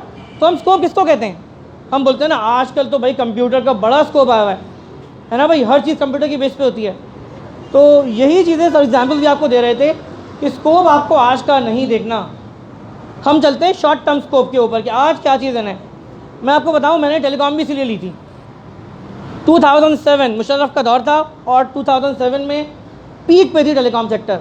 यूफोन उस वक्त नई आई थी, आपके पास उस वक्त सिर्फ 2 कंपनीज होती थी, पहले मोबिलिंक, ठीक है, उस टाइम पे इंस्टा भी होती थी, और फिर ये आपका 2 से अब 4 हो गई थी। तो बहुत ज़्यादा स्कोप था उस वक्त, जिसको देखो टेलीकॉम के पीछे भाग रहा था। तो मैंने भी इलेक्ट्रॉनिक्स को छोड़ के टेलीकॉम ली थी इसीलिए, ठीक है। बट आज अगर आप टेलीकॉम को देखो ना आगे क्या है, टेलीकॉम को कोई पूछता भी नहीं है। क्यों नहीं पूछता, रीज़न सैचुरेशन, सही है भाई, क्योंकि आज आपको जो स्कोप नज़र आता है ना, हमारा ट्रेंड क्या है, सब उसके पीछे चल पड़ते हैं। ठीक है, इस वक्त कंप्यूटर साइंस में एक यूनिवर्सिटी के अंदर 600 स्टूडेंट इंटेक ले रहे हैं। मल्टीपल कर लो जितनी यूनिवर्सिटीज़ हैं, 600 मल्टीप्लाई बाय दैट नंबर, तो कहाँ से आएंगी इतनी सीट्स? तो टाइम विल कम, लेकिन अभी तो कंप्यूटर का स्कोप है, टाइम है, क्योंकि कंप्यूटर का बहुत काम आना है अभी। ठीक है जी। तो उसके बाद आपको देखना है फाइनेंशियल स्टेबिलिटी, क्योंकि आपको जाहिर सी बात है अपनी ज़िंदगी का पहिया भी चलाना है। ठीक है, तो this is something very important. और उसके बाद आपका जो बहुत इंपॉर्टेंट चीज़ इस साइड पे लिखी हुई है, दैट इज़ एप्टीट्यूड। सर ने बताया अभी एप्टीट्यूड क्या होता है। क्या होता है एप्टीट्यूड? कम ऑन, अभी बताया सर ने। एप्टीट्यूड एक टेस्ट होता है, हाँ, तो ये तो पता है टेस्ट होता है, लेकिन एप्टीट्यूड होता क्या है भाई? Aptitude is basically a skill test, capability का टेस्ट होता है। और सबसे पहले आपको अंदाज़ा ही लगाना है your aptitude, what are your attributes, क्या चीज़ें हैं जिनके लिए आप बने हो, है ना भाई? क्योंकि अगर आप वो फील्ड लोगे जिसके लिए आप बने हो, तो वो काम आपको काम नहीं लगेगा। वो फील्ड वही फील्ड होगी जिसमें फिर आप आगे प्रोग्रेस कर जाओगे, एक्सेल करोगे, प्रोडक्टिव काम करोगे। सही है भाई? आगे चलो। तो देखो भाई, सर ने आपको मेडिकल का काफ़ी डिटेल बताया, ठीक है, बट एक फील्ड आजकल के दौर में और थोड़ी सी इसमें स्किप हो गई थी, मैं आपको बता दूं, क्योंकि आजकल का जो ट्रेंड है, जितना हम टेक्नोलॉजी में आगे जाते जा रहे हैं ना, आगे मेंटल डिसऑर्डर बढ़ते जा रहे हैं। साइकोलॉजी और साइकेट्रिस्ट जो है ना, आगे क्या है, ये बहुत इमर्जिंग फील्ड है, ठीक है, जो बहुत तेज़ी से ग्रो कर रही है। ठीक है, क्योंकि आपको पता है हम घिरे हुए हैं रेडिएशन के अंदर, और इतनी अफरा तफरी हमारी लाइफ है। ठीक है, तो ये साइकेट्रिस्ट बहुत आपका जो है ना इस वक्त ग्रोइंग फील्ड है। तो साइकोलॉजी एक फील्ड है जिसको आपने देखना है। अच्छा जी, आज का जो ऑब्जेक्टिव है, जो पहला मेजर ऑब्जेक्टिव था, वो है कैरियर काउंसलिंग। तो हमारा काम ये है कि हम आपको गाइड करके वो रास्ते सारे दिखा दें, ठीक है, जो इस वक्त कंट्री में इन है। ठीक है भाई, तो किस तरह से कोई फील्ड सेलेक्ट करनी है, तो मैंने कुछ लिस्ट किए हैं आपका जो है वो प्रायोरिटीज़, जिनको आप देख सकते हो। अगर आपको पाकिस्तान में रहना है ना, तो आपको पता है पाकिस्तान का जो सबसे ज़्यादा बजट है वो किसके लिए डेडिकेटेड है? किसके लिए भाई? हम लोगों के लिए नहीं, फोर्सेस के लिए, डिफेंस। पता है ना भाई? और ये ज़रूरी भी है, बीएससी में हम पढ़ते हैं डिफेंस ज़रूरी है। ठीक है, तो सबसे ज़्यादा जो अपॉर्चुनिटीज़ नज़र आती है ना ज़बरदस्त वाली, तो वो नंबर 1 टॉप रैंक पे जाती हैं फोर्सेस। और ये सारी फील्ड रहते हुए इंजीनियरिंग एयरफोर्स में भी है, इंजीनियरिंग आर्मी में भी है, इंजीनियरिंग नेवी में भी है, ऐसे ही मेडिकल MBBS तीनों फोर्सेस में है।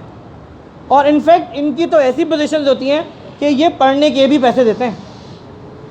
किसी को पता है? आर्मी मेडिकल कॉलेज, ठीक है, वो आपको पढ़ा रहे होंगे, साथ साथ आपकी सर्विस भी चल रही होगी, 25,000 आपको स्टिपेंडशिप भी देते हैं। सही है भाई, लेकिन बहुत सख्त क्राइटेरिया होता है इनका। ठीक है, और आपको वो मीट करना आसान नहीं है, तो उसके लिए आपको बहुत हाईली स्किलफुल होना पड़ता है। देन आपको पता होगा, कैनप का नाम सुना है आप लोगों ने? नहीं सुना? ठीक है भाई, आपको पता है पाकिस्तान जो है वो बेसिकली एटॉमिक पावर है ना भाई? तो कैनप और स्पार्को ये बेसिकली स्पेस के इदारे हैं, और पाकिस्तान के आपका जो है वो न्यूक्लियर के इदारे हैं। ठीक है, यहाँ पे भी हाईली पेड जॉब्स होती हैं।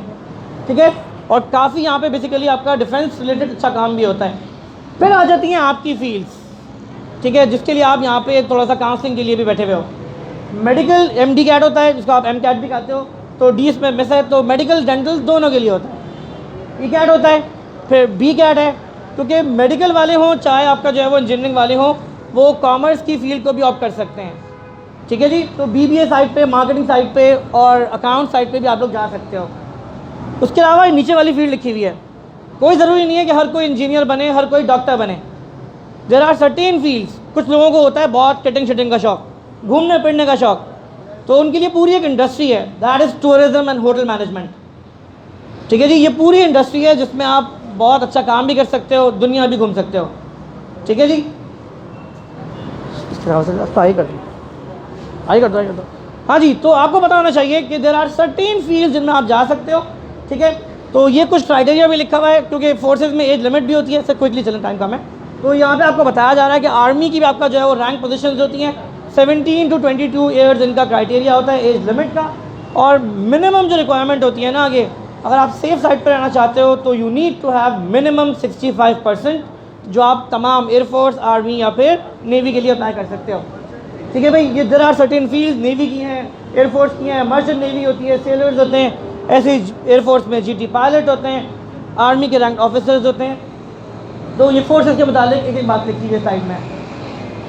ये कुछ इंजीनियरिंग की पर्सपेक्टिव से, क्योंकि मेडिकल का सर मुजीब ने आपको बहुत एक्सटेंसिव बताया, लिस्ट ऑफ यूनिवर्सिटीज़ मैं आपको यहाँ भी दिखा दूंगा मैं सबकी। हाँ भाई, इंजीनियरिंग की प्रेफरेंसेस ये थोड़ी सी लिखी हुई हैं आजकल के ऑर्डर से। इस वक्त जो सबसे टॉप पे इंजीनियरिंग है ना आगे, वो सॉफ्टवेयर है। ठीक है, कंप्यूटर सिस्टम इंजीनियरिंग और सॉफ्टवेयर इंजीनियरिंग, ये दो वो फील्ड हैं जो इस वक्त बहुत हॉट हैं, क्योंकि इनका फ़ायदा ये है कि इनको करने के लिए आपसे सिर्फ रिक्वायर्ड होती हैं। आपने इसका सेकंड सेमेस्टर में सीख ली, आप इस पोजीशन पे हो कि आप बड़े बड़े प्रोजेक्ट कर सकते हो। ठीक है, तो पास आउट होने का बिल्कुल इंतज़ार नहीं करना पड़ता। और आपको पता है कि आजकल का मेडिकल भी टेक्नोलॉजी डिपेंडेंट हो गया है ना भाई। तो टेस्टिंग डॉक्टर सबसे पहले प्रिस्क्राइब करते हैं, तो हमें पता होना चाहिए बेसिकली कि टेक्नोलॉजी को किस तरह से यूज़ करना है, चाहे हम मेडिकल के स्टूडेंट हैं, चाहे हम आपका इंजीनियरिंग के स्टूडेंट हैं। टेक्नोलॉजी के बगैर आजकल सर्वाइवल बिल्कुल भी नहीं है। ठीक है, बड़ी बड़ी पोस्टों से लोग फारिग ही इसीलिए कर दिए गए हैं कि उन्होंने अपने आप को अपडेट नहीं किया। ठीक है भाई, तो this is something very important, आपको टेक्नोलॉजी के साथ लिंक करना है। तो बहुत सारी फील्ड्स होती हैं, इलेक्ट्रिकल मैकेनिकल को दो मदर फील्ड कहा जाता है, इसीलिए इनको टॉप पे रखा हुआ है। ठीक है, बट सॉफ्टवेयर इंजीनियरिंग और कंप्यूटर इंजीनियरिंग इस वक्त ऑन द मोस्ट टॉप चल रही है इस वक्त। Electronic engineering, chemical engineering, mechanical engineering के अलावा आपका मेटलर्जी भी आती है, फूड इंजीनियरिंग भी होती है, टेक्सटाइल इंजीनियरिंग भी है, सिविल इंजीनियरिंग भी बहुत है। ठीक है जी, तो there are certain engineering fields जिसको आप अपने शौक को देखते हुए ऑप्ट कर सकते हो। ठीक है जी, तो पूरी इंजीनियरिंग की आपका जो है वो लिस्ट लिखी हुई है, ये आपको मिल भी जाएगी आपका साइट। ठीक है, तो आप अपनी मर्जी की फील्ड बिल्कुल ऑप्ट कर सकते हो। एक इम्पॉर्टेंट चीज़ जो आप लोगों को पता होना चाहिए, आफ्टर योर इंटरमीडिएट, आपको पता है इंटरमीडिएट के बाद आप जो सिस्टम में जा रहे हो वो कौन सा सिस्टम है पता है? इंटरमीडिएट के बाद हम लोग जा रहे हैं हायर एजुकेशन कमीशन के थ्रू। जितनी भी यूनिवर्सिटीज़ होंगी, ठीक है, वो आपका HEC के अंडर में आएंगी, और उनके बाद फिर प्रोफेशनल बॉडीज़ बनी हुई हैं। लाइक मेडिकल की है तो PMC सर ने भी आपको बताया, पहले PMDC थी। ठीक है, तो अभी उनका कॉन्फ्लिक्ट चल ही रहा है, PMC रखें PMDC रखें। ऐसे ही इंजीनियरिंग की होती है, that is PEC, Pakistan engineering council. ऐसे ही बिज़नेस की होती है, ऐसे ही कंप्यूटिंग की होती है NCAC। ठीक है, बिज़नेस की होती है NBAC। ये सारी आपका वो प्रोफेशनल बॉडीज़ हैं जो डिग्री को एफिलेट करती हैं। डिग्री में एडमिशन लेने के लिए बहुत ज़रूरी होता है कि आप जिस यूनिवर्सिटी को ऑप्ट कर रहे हो ना, आगे सेलेक्ट कर रहे हो, वो HEC रिकॉग्नाइज है या नहीं। अदरवाइज़ ये भी हुआ है कि 4 साल करने के बाद वो डिग्री यूनिवर्सिटी बंद हो गई, HEC ने डिग्री को आपका जो है वो अटेस्ट ही नहीं किया, तो सबके करियर ख़राब हो जाते हैं। सही है भाई, तो ये कुछ ट्रेड रूट लिखे हुए हैं, तो हमें पता होना चाहिए। अगर आप इंजीनियरिंग की बात कर रहे हो तो BE या BS होगा। ठीक है, उसके अलावा BSCS भी सकता है, BCS डिग्री भी है। उसके अलावा BIT इंफॉर्मेशन टेक्नोलॉजी की है। उसके अलावा आप यहाँ से देखो तो आगे नज़र आएगा आपको कि BSc ऑनर्स भी होता है। ऑनर्स प्रोग्राम 3 इयर्स का होता है। ठीक है, जबकि बैचलर्स का प्रोग्राम 4 साल का होता है। ठीक है, हमारे पास कॉलेज से बैचलर्स चलता है 2 साल का, जिस पे ऑब्जेक्शन आ चुका है। ठीक है, वो किसी वक्त भी आपका बंद हो सकता है, तो बिल्कुल भी सिक्योर प्रोग्राम वो नहीं हो सकते। ठीक है, तो आपको यानी अब जिस भी बैचलर्स प्रोग्राम में एडमिशन लेना है ना, वो 4 साल का होगा। ठीक है, अगर फुल फ्लैश डिग्री लेनी है तो। ठीक है सर, आगे करते हैं। तो ये कुछ प्रोग्राम्स लिखे हुए हैं, डिग्री प्रोग्राम्स हैं BE BS। ठीक है, या फिर ऑनर्स प्रोग्राम हो सकते हैं। कुछ जनरल फील्ड्स हैं जो कि आप ऑप्ट कर सकते हो, ये कराची यूनिवर्सिटी में भी ऑफ़र होती हैं, उर्दू यूनिवर्सिटी भी हैं, और अदर यूनिवर्सिटीज़ भी हैं जो डिफरेंट यूनिवर्सिटीज़ आपको ऑफ़र करती हैं। फूड एंड साइंस टेक्नोलॉजी है, जिनको मल्टीमीडिया का शौक़ हो उनके लिए पूरी मास कम्युनिकेशन की फ़ील्ड भी है। जर्नलिज्म की फ़ील्ड भी होती है। कुछ लोग समझते हैं कि आपका जो है वो उनको पब्लिक डीलिंग अच्छी करनी आती है, पब्लिक एडमिनिस्ट्रेशन की फ़ील्ड भी है। ठीक है जी, बिज़नेस एडमिनिस्ट्रेशन भी फील्ड है। कोई समझता हो कि उसको बेचना बहुत अच्छा आता है, तो बिल्कुल BBA इज़ द फील्ड, आप जा सकते हो। कुछ मैथमेटिशियंस भी होते हैं, तो प्रॉपर बैचलर्स में आप कर सकते हो मैथ्स में भी, या आप स्टैट्स एंड मैथ्स में भी कर सकते हो। ठीक है जी, उसके अलावा इकोनॉमिक्स विद मैथ्स भी होती है, क्योंकि हमें पता होना चाहिए कि इकोनॉमिक्स बेसिकली क्या होता है। PhD में आपको बताया भी था कि इकोनॉमिक्स कितनी इंपॉर्टेंट होती है, क्योंकि जितने रूल्स एंड पॉलिसी डेवलपमेंट होती है वो मुल्क की इकॉनमी से रेलेवेंट, तो वो बेसिकली इससे लिंक कर रही होती है। तो ये भी पूरी फील्ड है जिससे आप जो है वो कंट्री में भी अपना कंट्रीब्यूशन दे सकते हो। ठीक है, टाइम थोड़ा कम है तो स्टोरीज़ का टाइम बिल्कुल भी नहीं बचा, तो मैं डायरेक्टली आपको कंटेंट ओरिएंटेड बातें बता रहा हूँ। ठीक है, तो भाई ये कुछ प्रेफरेंसेस के अकॉर्डिंगली रैंकिंग बनी हुई है। अगर आप इंजीनियरिंग को फोकस करते हो तो ये कुछ टॉप यूनिवर्सिटीज़ हैं ना, बेसिकली ऊपर है, लेकिन क्योंकि फाइनेंशियल इशूज़ होते हैं तो हमने NIT को ऊपर रख दिया है ड्यू टू सिर्फ क्योंकि ये है पब्लिक सेक्टर यूनिवर्सिटी। जो भी आप फील्ड होगे ना आगे, तो दो सेक्टर के आपको मिलेंगे। वन इज़ पब्लिक सेक्टर, जिसके पीछे सब जाते हैं। आपको पता है कि हम सिर्फ क्या करते हैं, सिर्फ ये दो चीज़ें ऐसी हैं जिसमें गवर्नमेंट चीज़ों को प्रेफर किया जाता है। One is government university and second is government job. Otherwise government की हम किसी चीज़ को अच्छा नहीं समझते, पता है ना। ठीक है, ये दो ही चीज़ें हैं जिनके पीछे सब जाते हैं, या तो गवर्नमेंट जॉब, सर उमेर है वैसे सेमी गवर्नमेंट में, है ना, सही है। तो ये कुछ यूनिवर्सिटीज़ हैं, NIT, NUST। अगर आप कंप्यूटर्स की बात करते हो तो fast is the number 1 choice. ठीक है, प्राइवेट सेक्टर में IIEE, किसी ने नाम सुना है IIEE का? यह है इंस्टीट्यूट ऑफ इंडस्ट्रियल इलेक्ट्रॉनिक्स। इसमें पूरे सिंध की 100 सीट्स होती हैं और सिर्फ पूरे पाकिस्तान की 100 सीट्स हैं बस, और कराची की जो सीट्स हैं वो सिर्फ 11 हैं। सिर्फ 11 लोग हैं पूरे कराची में जो इस सीट को आपका इस फील्ड को ले सकते हैं। ठीक है, तो इंडस्ट्रियल इलेक्ट्रॉनिक्स की फील्ड है, ये पूरा इंस्टीट्यूट बना हुआ है NIT से पहले, आप देख सकते हो। UIT है, माजू आपका ये MUIT है, हमदर्द है, सर सैयद है, ये सारे फिर प्राइवेट सेक्टर्स हैं। मेडिकल साइड पे आओ तो सबकी पहली नंबर 1 प्रायोरिटी होती है DUHS, नंबर 1 चॉइस। फिर JSMU होती है, जिन्ना सिंध मेडिकल यूनिवर्सिटी।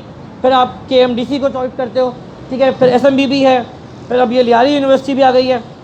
ठीक है, आखान कैटेगरी अलग है, लेकिन वो बहुत महंगी यूनिवर्सिटी है, तो अफोर्डेबिलिटी इशू आ जाता है। उसके अलावा अगर आप बिज़नेस साइड पे जाना चाहते हो तो बिज़नेस साइड पे भी IBA, ज़ैबेस्ट, CBM नाम सुना होगा आप लोगों ने। ठीक है भाई, तो बहुत सारी यूनिवर्सिटी यहाँ भी हैं। तो देयर आर सर्टेन यूनिवर्सिटीज़, तो आपको पता होना चाहिए कि किसका क्राइटेरिया क्या है। तो इसीलिए आपको जब फॉर्म मिलेगा ना आगे, तो उसमें आपको लिखनी होगी 5 प्रेफरेंसेस। आपने सोच समझ के डिसाइड करना है कि बेसिकली वो कौन से 5 इदारे हैं जिनको आप टारगेट करोगे। 2 चीज़ें टारगेट करनी होंगी। पहले आप बताओगे टॉप 5 फील्ड्स कि भाई नंबर 1 चॉइस ये नहीं मिली तो फिर ये नहीं मिली तो फिर ये 5 fields and then 5 targeted universities. ठीक है भाई, क्योंकि focus is something very important. जो सर साहब आपने सरकार ने आपको स्टोरी भी बताई थी ना आगे, फोकस इज़ समथिंग जो आपको पहले अपना रखना है। तो भाई ये कुछ क्राइटेरिया है।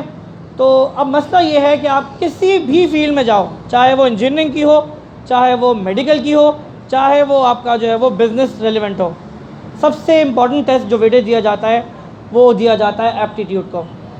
और यही वजह है कि जो सर ने बताया ना ट्रेडिशनल टेस्टिंग सिस्टम, उसको बिल्कुल रिवैम्प कर दिया गया है। यानी अब टेस्टिंग में सबसे ज़्यादा जो फोकस होता है ना आगे, वो सब्जेक्ट नॉलेज के साथ साथ IQ और GK चेक होता है।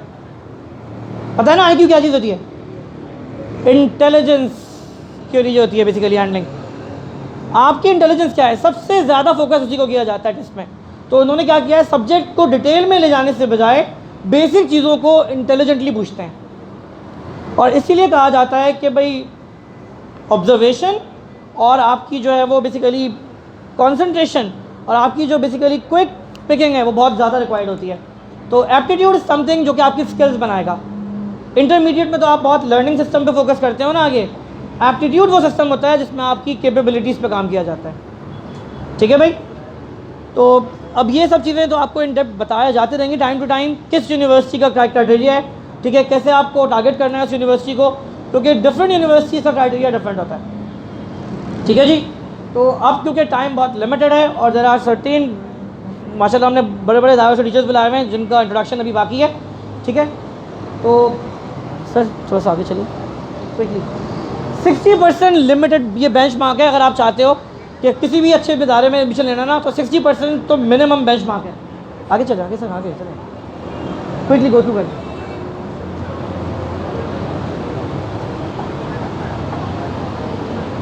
सबसे ज़्यादा वेटेज किसकी चीज़ का है भाई? टेस्ट का, रिजल्ट के बाद। ठीक है भाई, और यही वजह है कि आपको इंटरमीडिएट पे रिजल्ट, क्योंकि आपको बाद में भी ये पढ़ना ही पड़ेगा, तो बेहतर यह है कि अभी पढ़ के दोनों चीज़ें साथ कर लो, एक चीज़ से दो शिकार कर लो। ठीक है, कि आपका इंटरमीडिएट का रिजल्ट अच्छा हो जाए और साथ साथ स्किल्स डेवलप हो जाएं। ठीक है जी, तो ये टॉप यूनिवर्सिटीज़ हैं जो आप पहले भी देख चुके हो, NIT, NUST। आगे चलो।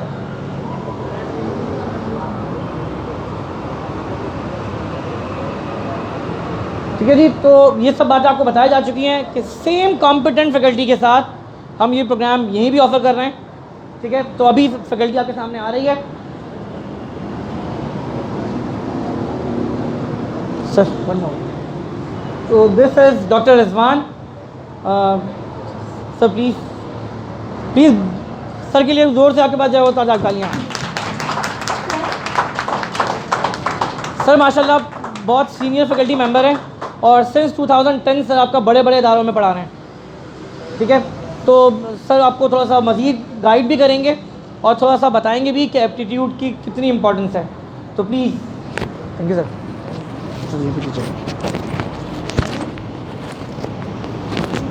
निकल के ना भाई, मतलब टाइट हो गया टाइम असल में ज़्यादा हो गया, पेरेंट बाहर खड़े हो गए। बहुत ही ज़्यादा टाइट है।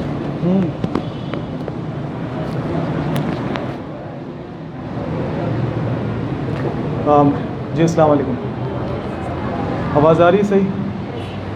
अच्छा, जो यहाँ पे जो स्टूडेंट्स पढ़ रहे हैं उनको तो मैं बहुत दफ़ा बता चुका हूँ एप्टीट्यूड के बारे में। खैर बहुत दफ़ा और बताने की ज़रूरत नहीं है। मेडिकल वाले कौन कौन है पहले ज़रा हाथ हैंड रेस करें। बॉयज़ में कोई भी मेडिकल में नहीं है? बॉयज़ में कोई भी मेडिकल में नहीं है? अच्छा, लेकिन ज़रा चुप करके सुनना, आप लोग बातें बहुत कर रहे हो। सही है, दैट इज़ द थिंग। बहुत 10 मिनट से नोट कर रहा हूँ, आप लोग बातें बहुत कर रहे हो। सेमिनार आप लोगों के लिए बेटा आपस में बात करोगे कोई काम नहीं आएगा। सही है, तो इधर ही देखना ज़्यादा अच्छा है। अच्छा, मेडिकल के लिए क्या बताऊँ भाई, लास्ट ईयर अभी आप लोगों ने देखा होगा PMC एक नई बॉडी बनी है, पाकिस्तान मेडिकल कमीशन। सही जी, इसमें ज़्यादातर जो सिंध टेक्स्ट बुक बोर्ड पढ़ने वाले स्टूडेंट्स हैं वो क्यों इतना मुँह हाथ बना रहे हैं, आपको पता है? कोई वजह पता है किसी को? क्योंकि मेडिकल एक स्टूडेंट ये समझते हैं इंटरमीडिएट में कि अगर उसने सिर्फ सिंध टेक्स्ट बुक बोर्ड पढ़ ली तो वो मोर देन इनफ है आपके एप्टीट्यूड के लिए। क्या आप लोग समझते हो कि आपकी बुक्स में इतनी कैपेबिलिटी है जो सिंध बोर्ड है? तो आपको एप्टीट्यूड लाजमी करना है, आप कहीं से भी करो। मैं अपनी बात को बहुत लंबा चौड़ा नहीं करूँगा, यहाँ से करो कहीं से भी करो, ना मैं किसी सेंटर के बारे में कोई डिस्कस करूँगा। बस मैं आपको इतना सा बोलूँगा कि आप एडमिशन तब तक आपका हो नहीं सकता, it is not possible to get admission in any university जब तक आप उसका कोई एंट्रेंस टेस्ट पास नहीं कर लो, चाहे E-CAT हो, B-CAT हो, C-CAT हो, M-CAT हो। अच्छा, उसके लिए क्यों इतना मुश्किल होता है? अब जैसे कि अगर आपने कोई मेडिकल यूनिवर्सिटी में एडमिशन लेना है तो इट इज़ नॉट पॉसिबल कि सिर्फ आपके जो MCQs है वो आपकी बुक से बनेंगे।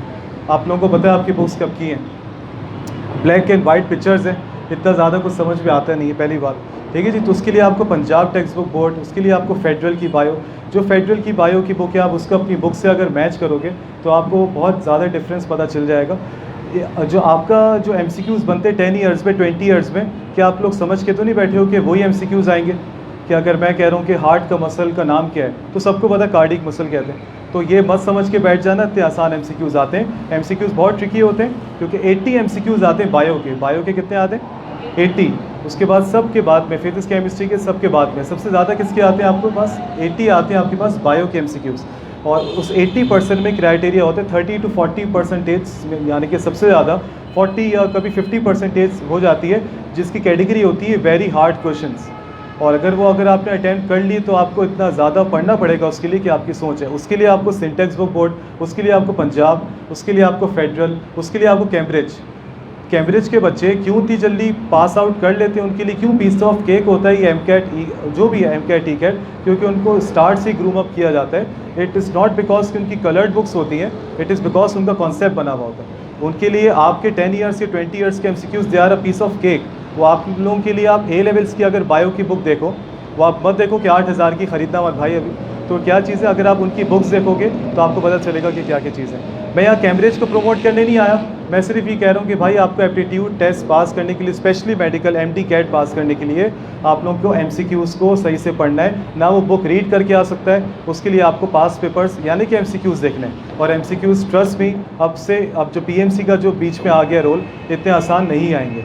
बात समझ आ गई? तो आप अपने आप को किसी और से क्यों मैच कर रहे हो कि यार A लेवल वाला बच्चा, आपकी खुद की स्टडी ऐसी होनी चाहिए कि आप बुक से बियॉन्ड भी सोचो, आपको ट्रिक वाले सवाल करने पड़ेंगे अच्छे। तो बात समझ में आई? अगर कोई सवाल हो तो पूछ लो, पूछो नहीं? जी सर, सही जी। ये ठीक है, सॉरी। अच्छा, अब जैसे अब ये एक सवाल है आपके पास, आप लोगों ने फर्स्ट ईयर में एक चैप्टर पढ़ा होगा, chapter 14 transport, Sindh text book board पे लास्ट चैप्टर ही है जिसका नाम है ट्रांसपोर्ट, और ये जोलॉजी का एक सवाल का एक वो है, इसके पास सैंपल है। और एक आपका सेकेंड ईयर का एक चैप्टर है कोऑर्डिनेशन एंड कंट्रोल, आप लोगों ने पढ़ा हुआ है चैप्टर मेडिकल वालों, चैप्टर बल्कि हम लोग पढ़ रहे हैं अभी। चैप्टर 3 सेकेंड ईयर का एक टॉपिक है जिसका नाम है न्यूरॉन्स ब्रेन्स। अगर आप पूरी बुक में अगर आप उठा के देख लो कि ये सर क्या चीज़ है, एसिटाइलकोलिन का जिक्र है, मैं इसको यहाँ समझाऊंगा नहीं, आप इसको 2 मिनट अगर अपने दिमाग में बिठाओ तो आपको पता चल जाएगा ये बुक्स में ये वर्ड कुछ भी नहीं है। अगर आप इस सवाल की डेप्थ चेक करो, ये तो इंजीनियरिंग वालों को भी समझ में आ जाएगा। आपकी बायो की बुक में पूरी बायो की बुक में मिलिट्री नाम का कोई वर्ड नहीं है। अगर आप यहाँ पे सर्च करो, क्या आपको ये वर्ड नज़र आ रहा है? सही है, ये आपका पास पेपर का एक MCQ है। पास पेपर हम टीचर्स को याद रहते हैं, पास पेपर ये आपका DMC का एक पास पेपर है जिसमें ये मिलिट्री पर्पस था। एक ड्रग होती है जो मिलिट्री पर्पस के लिए इस्तेमाल होती है। आप सवाल की गहराई चेक करो, उसमें आपसे ये नहीं पूछा कि न्यूरॉन की diagram, sensory neuron, motor neuron, inter neuron, उन्होंने आपसे डायरेक्ट एक ड्रग का पूछ लिया।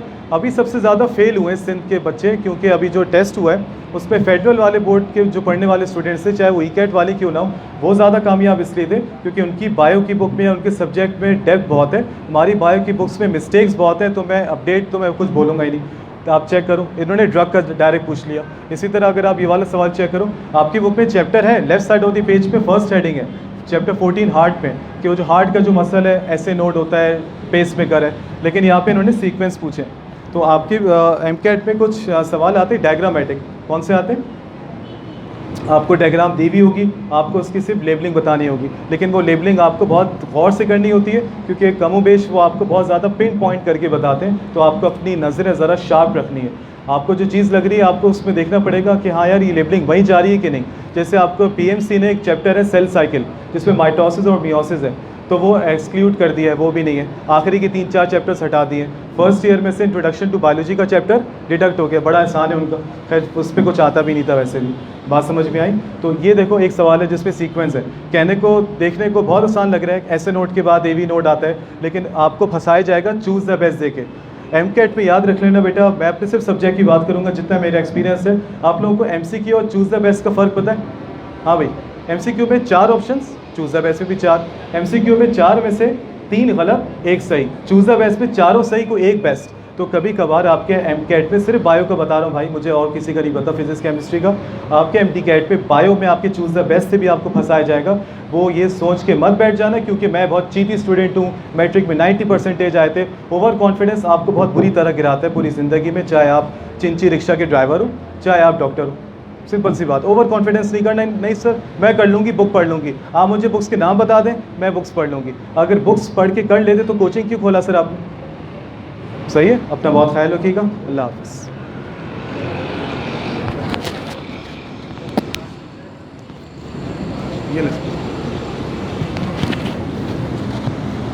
Thank you very much sir.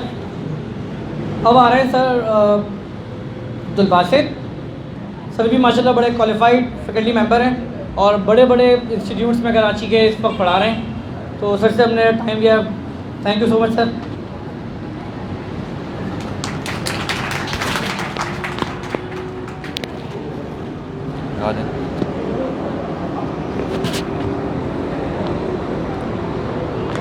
अस्सलाम वालेकुम।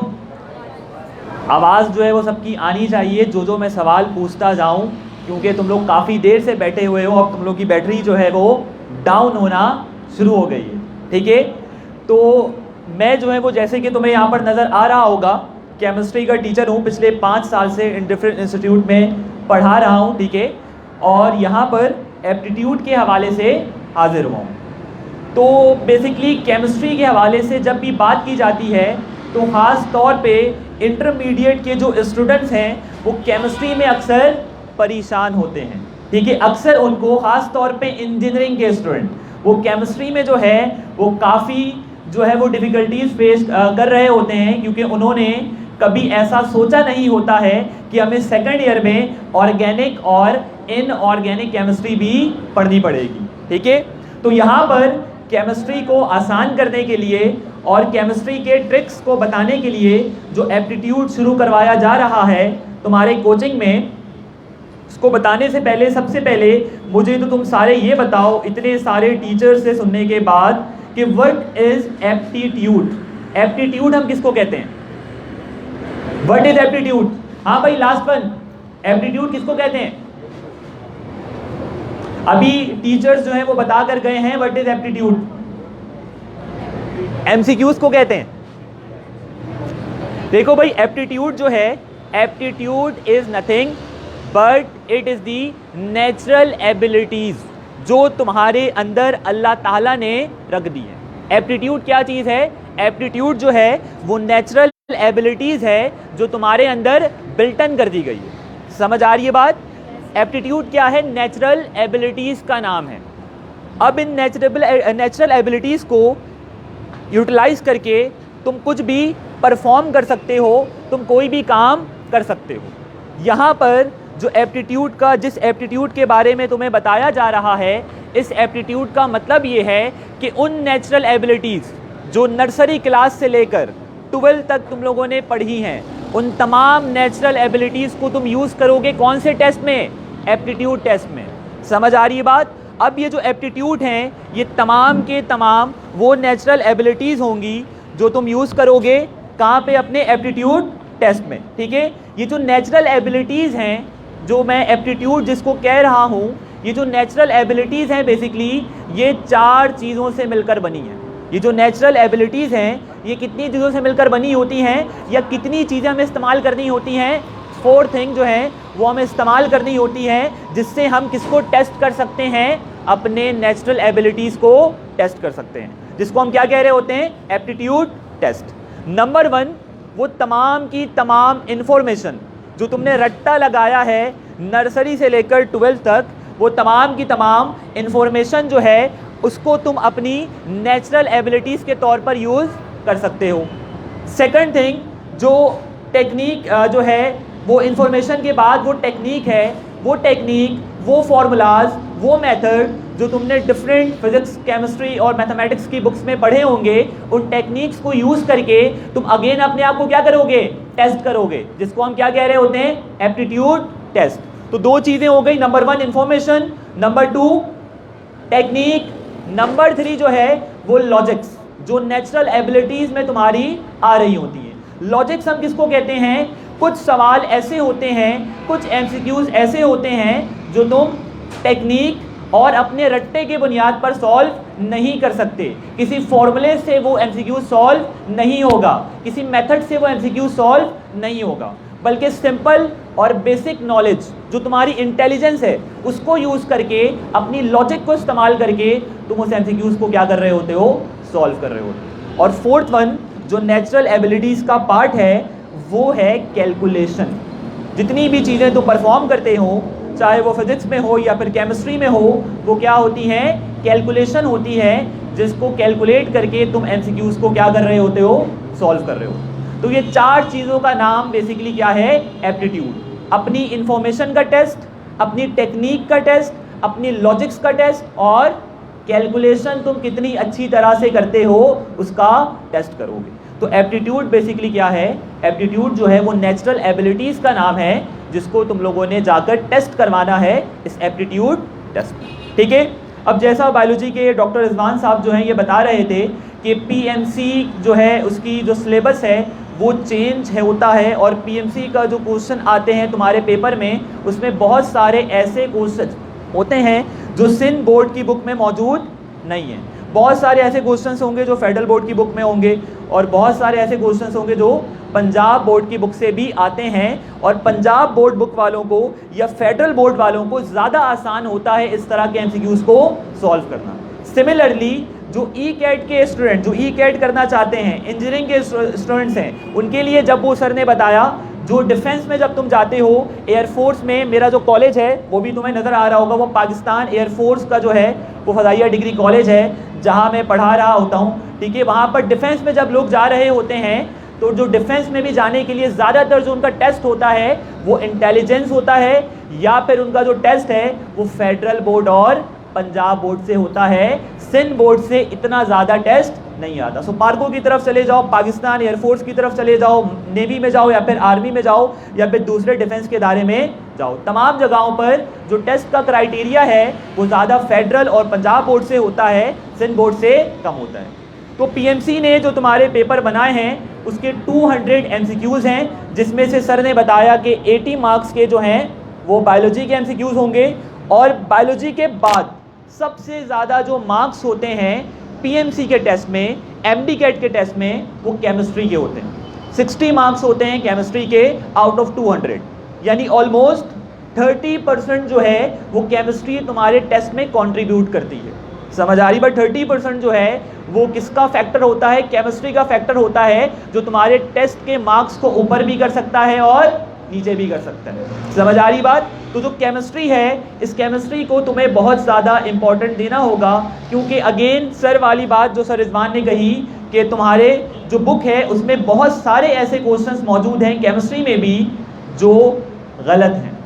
सिंध बोर्ड में बहुत सारे ऐसे रिएक्शंस हैं, बहुत सारी ऐसी कैलकुलेशंस हैं जो सही साबित नहीं है। तो इसके लिए तुम्हें करना क्या है, तुम्हें इन सिंध बोर्ड के साथ साथ एप्टीट्यूड के लिए पंजाब बोर्ड और फेडरल बोर्ड को भी टच करना पड़ेगा। अब फेडरल बोर्ड और पंजाब बोर्ड को टच करने के लिए तुम्हें जो है वो किसका सहारा लेना पड़ेगा? कहीं ना कहीं एप्टीट्यूड का सहारा लेना पड़ेगा। वो यहाँ लो, अनीस हुसैन में लो, आदम जी में लो या फिर डॉक्टर सिंह में लो, कहीं पर भी लो, तुम्हें हर हाल में एप्टीट्यूड का सहारा लेना पड़ेगा, क्योंकि विदाउट एप्टीट्यूड तुम एमकेट और ई कैट में पास नहीं हो सकते, या उस तरह के मार्क्स तुम्हारे नहीं आ सकते जो तुम्हें किसी मेडिकल या इंजीनियरिंग कॉलेज में एडमिशन दिला सकें।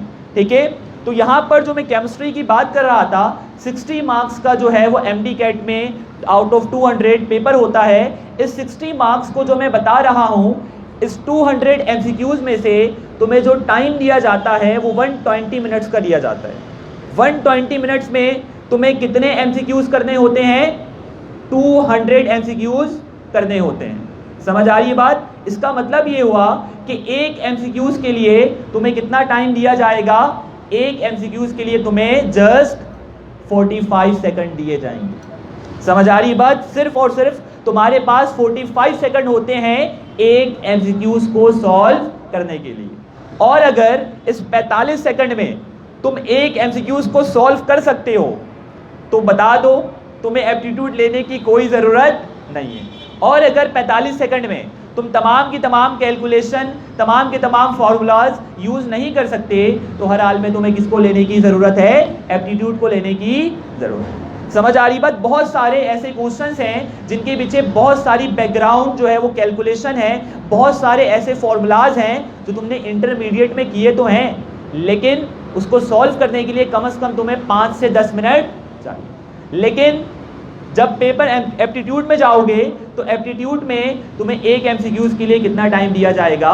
जस्ट 45 सेकंड दिए जाएंगे। तो 45 सेकंड में एक एमसीक्यूज़ को करने के लिए तुम्हारे पास हर हाल में कोई शॉर्ट ट्रिक होनी चाहिए, कोई शॉर्ट लॉजिक होनी चाहिए, या फिर कोई शॉर्ट ऐसी टेक्निक होनी चाहिए जिस ट्रिक को यूज़ करके तुम 45 सेकंड के अंदर अंदर अपना एमसीक्यूज़ क्या कर सको? सॉल्व कर सको। ठीक है, अब यहाँ पर जो केमिस्ट्री के कुछ एमसीक्यूज़ हैं वो हम शॉर्ट ट्रिक से सॉल्व करने की कोशिश करेंगे। ये जो तुम्हें एक एमसीक्यूज़ नज़र आ रहा है, सारे के सारे सेकंड ईयर के यहाँ पर मौजूद हैं, तो उनको अच्छी तरह से पता होगा कि चैप्टर नंबर 6 जो है सब ने पढ़ा है। ठीक है, इंट्रोडक्शन टू ऑर्गेनिक केमिस्ट्री। ये एमसीक्यूज़ नंबर 1 जो है, ये एमसीक्यूज़ नंबर 1 जो है ये बेसिकली चैप्टर नंबर 6 से बिलोंग करता है। और इस एमसीक्यूज़ में देखकर मुझे बताओ, इस एमसीक्यूज़ में क्या फाइंड करने के लिए कहा गया है? इस एमसीक्यूज़ में क्या फाइंड करने कहा जा रहा है? How many isomers are present in hexane C6H14। तुम लोगों ने जब चैप्टर 6 पढ़ा होगा तो हेक्सेन और हेप्टेन के आइसोमर्स बनाए होंगे, हेप्टेन के तो बनाए होंगे, याद है या याद भी नहीं आ रहा है? चैप्टर 6 के आइसोमर्स बनाए होंगे, इसमें हेप्टेन के, हेक्सेन के और पेंटेन के। पेंटेन के आइसोमर्स याद है कितने बनाए थे? पेंटेन के कितने आइसोमर्स थे? 5 थे। पेंटेन के 3 आइसोमर्स होते हैं, एन पेंटेन, आइसोपेंटेन और न्यूपेंटेन। अगर तुम लोगों को चीज़ें याद आ रही हैं तो, या अगर तुम लोगों ने ये नहीं की हैं तो यहाँ पर देखो हेक्सेन में कितने आइसोमर्स होंगे? हेक्सेन में 5 होंगे। कैसे कैलकुलेट किया? बस याद है क्योंकि सर ने सॉल्व करवाया था। अगर मैं इस हेक्सेन को बढ़ा दूं, हेक्सेन को हेप्टेन कर दूं, फिर कितने आइसोमर्स होंगे? 6 होंगे। हेप्टेन को अगर मैं ऑक्टेन कर दूं, फिर कितने आइसोमर्स होंगे? 8 होंगे। ये जो लॉजिक तुम बता रहे हो कि एक एक कार्बन हम बढ़ाते जाएं तो एक एक आइसोमर्स भी बढ़ते जाएंगे, ऐसा कुछ भी नहीं होता है। और इस एमसीक्यूज को सॉल्व करने के लिए जिस मेथड से तुम लोग सॉल्व कर रहे हो उसके लिए 45 सेकंड बहुत कम है। कम से कम तुम्हें 2, 3, 4 मिनट तो चाहिए इस एमसीक्यूज को सॉल्व करने के लिए। समझ आ रही है बात? तो यहाँ पर देखो इसके ऑप्शंस गिवन है। हेक्सेन के 3 आइसोमर्स होंगे, 4 आइसोमर्स होंगे, 5 आइसोमर्स होंगे या फिर 6। कितने होंगे? सारे अपने अंदाजे लगा रहे हो। तो इस आइसोमर्स को कैलकुलेट करने का जो तरीका होता है वो एक शॉर्ट फॉर्मूला होता है। आइसोमर्स को कैलकुलेट करने का एक शॉर्ट क्या होता है? एक ट्रिक है, एक शॉर्ट फॉर्मूला है। वो फॉर्मूला क्या होता है? वो फॉर्मूला है 2 की पावर n-4 + 1। फॉर्मूला क्या है? 2 की पावर n-4 + 1। यहाँ पर ना ही मार्कर है और ना ही, तो यहाँ पर मैं करवा नहीं सकता, जस्ट मैं बता रहा हूँ कि इसका जो है वो फॉर्मूला क्या होगा, शॉर्ट ट्रिक क्या होगी? 2 की पावर n-4 + 1। इस ट्रिक को यूज करके तुम इस आइसोमर्स को क्या करोगे? कैलकुलेट करोगे। समझ आ रही बात? तो हेक्सेन में कितने आइसोमर्स होंगे? 5 आइसोमर्स होंगे। ठीक है, अगर यहाँ पर बोर्ड मौजूद होता तो फिर मैं करवा कर दिखा देता। तो यहाँ पर हेक्सेन में कितने आइसोमर्स होंगे? 5 आइसोमर्स होंगे। इसी तरह अगर तुम्हें कोई ऐसा एटम या ऐसा कंपाउंड दे दिया जाए जिसमें 15 कार्बन मौजूद हो, तो 15 कार्बन वाले अल्केन में कितने आइसोमर्स होंगे? सोचते रह जाओगे 5 मिनट तक, लेकिन इसको सॉल्व नहीं कर सकते क्योंकि तुम्हें शॉर्ट ट्रिक नहीं पता। तो इस शॉर्ट ट्रिक को जो तुम्हें सीखनी है वो किस में सीखनी है? एप्टीट्यूड क्लासेस में सीखनी है। तो हर हाल में तुम्हें एप्टीट्यूड को परफॉर्म करना है, तुम चाहो या ना चाहो, अगर तुम्हें एडमिशन किसी अच्छी यूनिवर्सिटी में लेना। ठीक है, थैंक यू वेरी मच।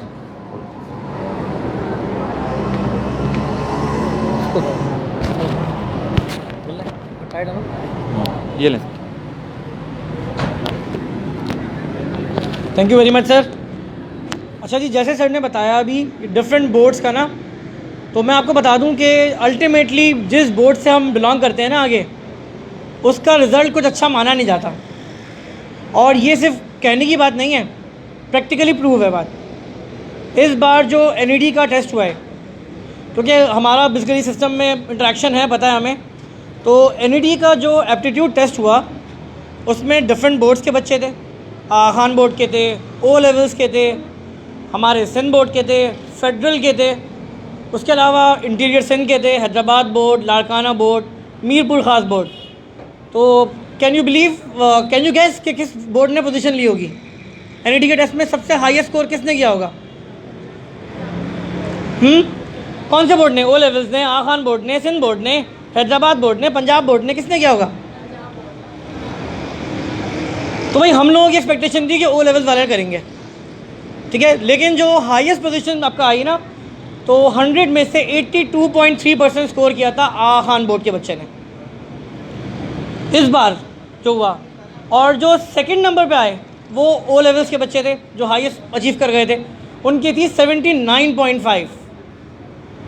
अच्छा जी, उसके बाद 82 पॉइंट से 79.5 से फिर जो थर्ड पोजीशन आई थी वो सिंध बोर्ड के बच्चे की थी। वो कितनी होगी पता है? Can you guess the difference? Karachi जो कि आपका इसमें एक से एक पढ़ने वाला बच्चा बैठा हुआ है, ठीक है, तो जो हाईएस्ट परसेंटेज अचीव की थी सर 71.3। तो जस्ट चेक द डिफरेंस कि कितने ज़बरदस्त, मतलब ये वही बच्चे हैं PCHS में 92% बच्ची ले चुकी है, ठीक है, बट जब टेस्टिंग सिस्टम में बैठे, ठीक है, तो क्या परसेंटेज आई? 71.3, ठीक है। उसके बाद तो बहुत ही बुरा हाल है। उसके बाद आपको पता है कि 71.3 सिंध बोर्ड का आ गया। इंटीरियर का रिजल्ट क्या था? इंटीरियर की जो हाईएस्ट परसेंटेज आई है हैदराबाद बोर्ड से, वो आई थी 42.3 पे। और उसके बाद मीरपुर खास और लाड़काना बोर्ड, उनसे भी बुरे हाल। लाड़काना बोर्ड सिर्फ 19% पे टॉप स्कोरर है। तो अंदाज़ा लगा लीजिए कि हमारा सिंध का एजुकेशन सिस्टम कितना तरक्की याफ्ता है ना, कितना जदीद बना रहा है हमको। तो इसीलिए कहा जाता है बेटा कि आप लोगों को वर्सटाइल होना है, ठीक है। सिर्फ बुक ओरिएंटेड पर अपना फोकस नहीं रखना, आपको बेसिकली किसी भी बुक का वो टॉपिक सॉल्व करना आना चाहिए जो टॉपिक आपकी बुक में लिखा हुआ है, ठीक है जी। तो अब मैं दावत दूंगा सर हसन को। माशाल्लाह बड़े ज़बरदस्त टीचर हैं और बड़े ज़बरदस्त माशाल्लाह फैकल्टी मेंबर्स भी हैं, बड़ी बड़ी जगहों पे माशाल्लाह पढ़ा रहे हैं और बड़ी मुश्किल से टाइम मिलता है सर का। तो thank you very much sir, आप चीफ लाए।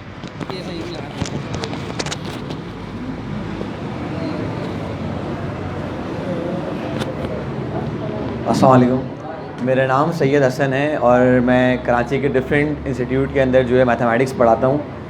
ख़ुद मैंने एमएससी करा है मैथमेटिक्स के अंदर, और जब मेरा केयू में एडमिशन हुआ तो बहुत से लोगों ने मुझे ये कहा कि भाई क्या कर लिया, ख़त्म हो गया फ्यूचर, अब तो कुछ नहीं बचा ज़िंदगी में, क्या टीचर कितना कमा लेता है। ये हमारे लोगों में सारी जो बात घूम फिर के आती है वो आती है पैसे पे।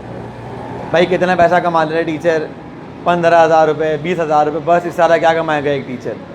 तो मेरा ये मानना है कि आप अगर हर चीज़ अच्छी कर सकते हो जिसके लिए आप विलिंग हो, जैसे सपोज़ अगर हो गई मैं मैथ्स अच्छी पढ़ा सकता हूँ, ये मेरा जुनून है कि मैं कहता हूँ कि यार अगर आप मुझसे 18 घंटे बोलोगे मैं 18 घंटे पढ़ा लूँगा बग़ैर किसी मसले के, बस बीच में नमाज का टाइम मिल जाए। मैं मतलब ज़्यादा लंबी बात नहीं करूँगा क्योंकि आप लोग कब से बैठे हुए हैं तो थक चुके होंगे, एक ही बात बार बार करके आपको थकाना ही होएगा, तो इससे बेहतर है कि शॉर्ट बात कर ली जाए। अब मैं बहुत सी जगहों पर सेमिनार में गया और बहुत से लोगों का मानना यही है कि भाई जो भी बच्चा आपके सामने बैठा है ना, ये एक मैट्रिक लेवल का बच्चा बैठा है। मैं इस बात से बिल्कुल एग्री नहीं करता, क्योंकि आपके अंदर कुछ है तभी तो आप सेकेंड ईयर की केमिस्ट्री, फिज़िक्स और मैथ्स पढ़ रहे, वैसे ही है या नहीं है। अगर नहीं होता तो फिर क्या होता, आपके सर से हर चीज़ आ रही होती ऊपर से। वो अलग बात है कि पेपर नहीं हुए, पेपर होता तो यहाँ पे जो इतनी स्ट्रेंथ है वो नहीं दिखती, बहुत ही कम दिखती। अब अपॉर्चुनिटी क्या है कि आपके पास एक फ़ायदा ये है कि पेपर नहीं हुए, डायरेक्ट आपने इनरोल होना है सेकेंड ईयर के अंदर, और उसके लिए थोड़ा सा प्रेशर आप पे ये होगा कि ये हमारे सिंध बोर्ड वाले बच्चों के साथ हर बार एक नया गेम कर देते हैं। अब कर दिया कि 50% MCQs। आधे बच्चों ने बोला यार टेंशन वाली बात नहीं है, वो दोस्त भेज देगा उससे कर लेंगे। दोस्त ने एक सीक्वेंस भी आगे पीछे कर दी ना तो आपका फ्यूचर आगे पीछे हो जाएगा। मेरे पास लास्ट से एक बच्चा था, उसकी परसेंटेज 86 थी, यही FC एरिया में रहता है, बहुत समझें कि गरीब घर से बच्चा था वो। तो वो कहने लगा सर मैं कैसे जा सकता हूँ NIT, आप मुझे बताएं। मैंने कहा यार कुछ भी नहीं करना, आपने बस दिल लगाकर पढ़ना है और उसके बाद आप आराम से NIT पहुँच सकते हो। जब वो NIT के लिए प्रिपेयर कर रहा था वो बहुत टेंशन में था कि सर मेरे माली हालात इस काबिल नहीं है कि मैं आपको फ़ीस दे सकूं या मैं कहीं पर भी आगे फ़ीस दे सकूं। तो उसके बाद क्या हुआ कि भाई के उस बच्चे का टेस्ट हुआ, उसने NIT के टेस्ट के अंदर तकरीबन 72-75 का स्कोर दिया।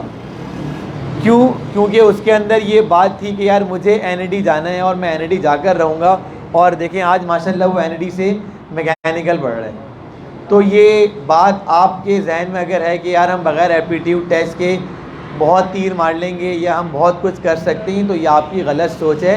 क्योंकि लास्ट ईयर जो NIT ने अपना टेस्ट लिया था वो कंप्यूटर बेस्ड टेस्ट था और उसमें हर बच्चे के MCQs डिफरेंट थे।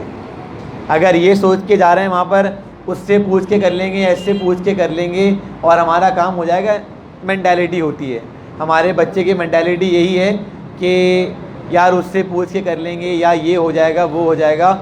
आपके पास अगर परसेंटेज है और आपका अगर टेस्ट क्लियर नहीं हो पाया, ज़िंदगी भर एक चीज़ जहन में रह जाती कि काश अगर मैं पैसे नहीं बचाता और अच्छे इंस्टीट्यूट से या अपना एप्टीट्यूड को बहुत सीरियस लेके चलता तो मेरा काम अच्छे से हो जाता।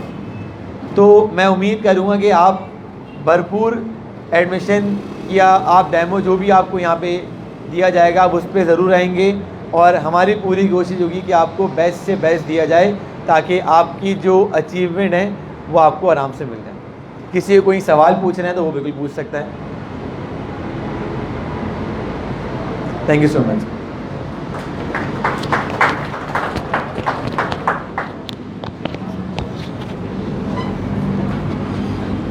अच्छा जी स्टूडेंट्स, अब शायद बोर होना शुरू हो गया, अब नींद आ रही है, अब घर की भी याद आ रही है। ऐसे ही है, पता चल गया एप्टीट्यूड क्या चीज़ होती है, लेकिन उसमें एक आध चीज़ रह गई है जो कि जिसको कहते हैं ना आखिर में, अगर कोयले का दम देना, तो उसके लिए हमारे पास आ रहे हैं मिस्टर बिरयानी पर्सन, और जिसको कहेंगे कि आप लोगों के मनपसंद teacher professor engineer Umair Khan. तो वो आके बस सिर्फ लास्ट जो चीज़ें रह गई हैं वो आके बताएंगे। इसके बाद फिर सिर्फ 2 मिनट की चीज़ मैं आपसे डिस्कस करूँगा, कुछ मटेरियल मैंने आपको देना है। इसके बाद फिर आप लोग घर जा सकते हैं। तो आप लोगों की भरपूर तारीफ़ों में प्रोफेसर इंजीनियर उमैर ख़ान।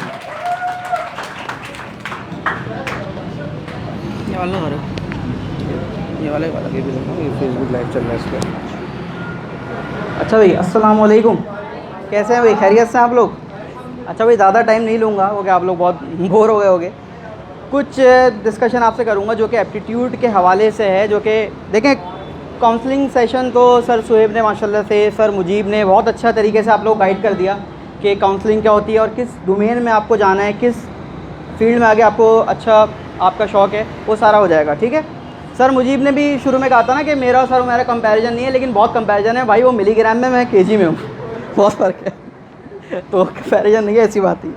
अच्छा बेटा देखो, एक चीज़ मैं बतानी ये है कि सबसे पहला हमारा एक प्लेटफॉर्म है कि हम लोग, आप लोग यहाँ क्यों आ रहे हो या ज्वाइन करने के रीज़न क्या है आप लोगों को। ठीक है, देखिए बेटा, बात ये है कि मैं भी डिफरेंट जगहों से मुंसलिक हूँ। जैसे आपको पता है मैं इधर गवर्नमेंट कॉलेज में होता हूँ या प्रोफेसर, बाकी डिफरेंट जगहों पे मैं पढ़ा रहा हूँ, और एप्टीट्यूड अनीस हुसैन बाकी डिफरेंट इदारों में पढ़ा रहे हैं हम लोग।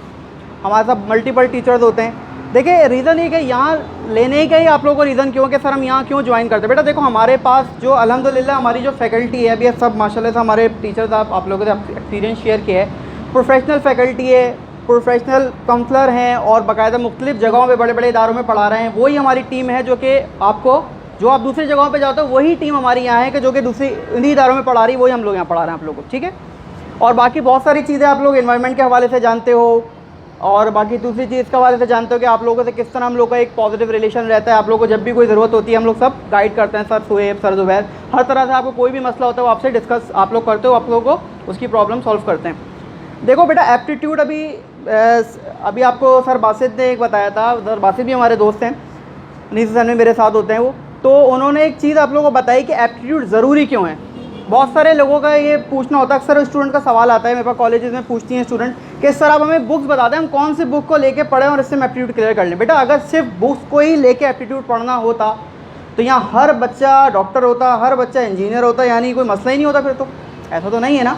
ठीक है, बुक्स की ज़रूरत पड़ती है, लेकिन ऐसा नहीं है, क्योंकि वही वाली बात जो अभी सर ने आपको बताई कि एक 45 सेकेंड 40 सेकेंड में जो चीज़ें आप यहाँ 10 मिनट लगा के पढ़ते हो, जो चीज़ें आप 8 मिनट 10 मिनट 12 मिनट में कवर करते हो, कोई न्यूमेरिकल हो गया या कोई ऐसी सॉल्यूशन हो गया, अब वहाँ आपको किस तरह से पढ़ना है। Aptitude something different. देखो एप्टीट्यूड शुरू में आपको सर मुजीब ने कहा था कि aptitude is totally a concept. मैं एक सिंपल आपसे एक सवाल, बहुत बेसिक सा क्वेश्चन पूछता हूँ आप सबसे। अगर मैं आपसे ये पूछूँ physics is the branch of, ये कॉन्सेप्ट आप लोग बचपन से पढ़ते हुए आप लोग फ़ौरन बता दिया, क्लिक करिए ना। बेटा यही चीज़ एप्टीट्यूड में है कि आपने इतना बड़ा डेरिवेशन, इतनी बड़ी जो प्रॉपर्टी पूरा पैराग्राफ पढ़ते थे, अब उसमें से हमें किस तरह समराइज़ करके और क्या इसकी टेक्निक्स और टिप्स होनी चाहिए कि हम उसको फ़ौरन से पहचान लें, आधे घंटे में 35 सेकंड में उसको हम कर लें। ठीक है, मैं एक आपसे हमने बेसिक सा क्वेश्चन रख रहा हूँ, जो कि उमर ज़रा बैक कर दें। मैं एक बेसिक सा क्वेश्चन रख रहा हूँ आपके सामने, आपको दिखाने के लिए एग्जाम्पल के तौर पर। वक्त के साथ साथ इंशाल्लाह आपको और भी गाइड किया जाएगा। उमर ऊपर कर दो, ऊपर करो, ऊपर ऊपर ऊपर है वो क्वेश्चन, मेरी स्लाइड से पीछे। बेटा ये चैप्टर 2 वेक्टर, ये आप सब ने पढ़ा ही है माशाल्लाह से। बेटा ये एक बिग सवाल है हमारे पास कि इनके दरमियान आपको एंगल फाइंड करना है। अब आपको याद होगा ये जब हम पढ़ते थे, आप लोग फ़ौरन आगे होगा, क्लिक करके होगा, कि ये डॉट प्रोडक्ट यहाँ अप्लाई होता था, मैग्नीट्यूड निकाला जाता था, उसकी प्रॉपर्टीज अप्लाई होती थी। कम से कम भी कितना टाइम लगता है सॉल्व करने में, आप मुझे बताएं कितना टाइम लगता है? कम से कम 10 मिनट, या चलो कोई बहुत इंटेलिजेंट है तो 5 मिनट लगेंगे उसको, वो टाइम टेकिंग है।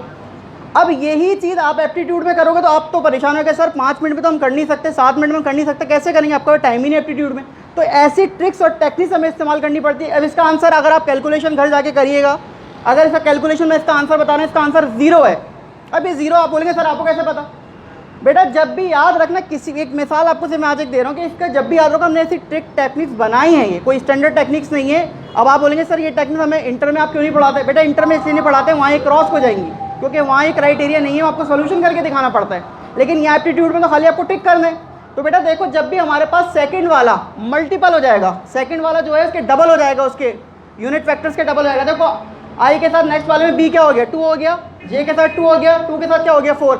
जब भी इस तरह का कोई क्वेश्चन आएगा उसका एंगल हमेशा 0 डिग्री होता है, ये आप लोग वेरीफाई कर सकते हो।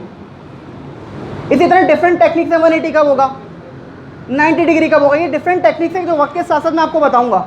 इसी तरह हमारे पास जैसे चैप्टर 12 है, चैप्टर 12 में एक हमने न्यूमेरिकल किया था जो मैंने पेपर में भी दिया था। एक है ना सवाल कि इलेक्ट्रिक इंटेंसिटी 0, इसमें डिस्टेंस फाइंड करो, 1.5 पेज का न्यूमेरिकल था, बड़ा न्यूमेरिकल था।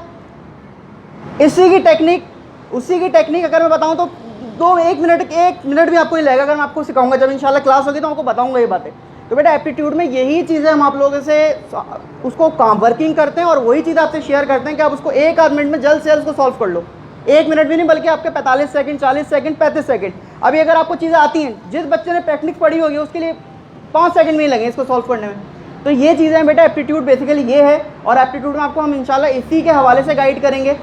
हमारा टारगेट ये होगा, अगर आप एप्टीट्यूड में ज्वाइन करते हो तो आपकी सेकंड ईयर भी, अभी आपको पता है कि एमसीक्यूज बेस हो गया, तो पूरे सेकंड ईयर भी आपका साथ साथ कवर और होगा और आपका इंटर भी कवर हो जाएगा। और जो ड्यूरेशन आपके पास आएगा, थोड़ा सा ड्यूरेशन जो आएगा उसके बाद, उसमें हम क्या करेंगे इंशाल्लाह ताला, आप लोगों का फर्स्ट ईयर कवर हो जाएगा। तो पढ़ना है आपने बेटा, और एप्टीट्यूड के बगैर आपको पता है कि एडमिशन मुमकिन नहीं है। ऑलरेडी आप लोग पेपर दे के नहीं भी हो, आपकी एप्टीट्यूड बड़ा इंपॉर्टेंट है, ठीक है। तो बाकी वक्त के साथ साथ सब आपको और गाइड करते रहेंगे इंशाल्लाह। क्लासेस जब होंगी तो आपको और चीज़ों में गाइड करूँगा। चले इंशाल्लाह फिर आप लोगों से मुलाकात होगी, ठीक है। बाकी विस्कोसिटी के टॉपिक जैसे मैं पढ़ाऊँगा, वो मशहूर मोस्ट फेवरेट टॉपिक है, ठीक है ना। हो गया बच्चों जी, दैट्स ऑल फॉर टुडे।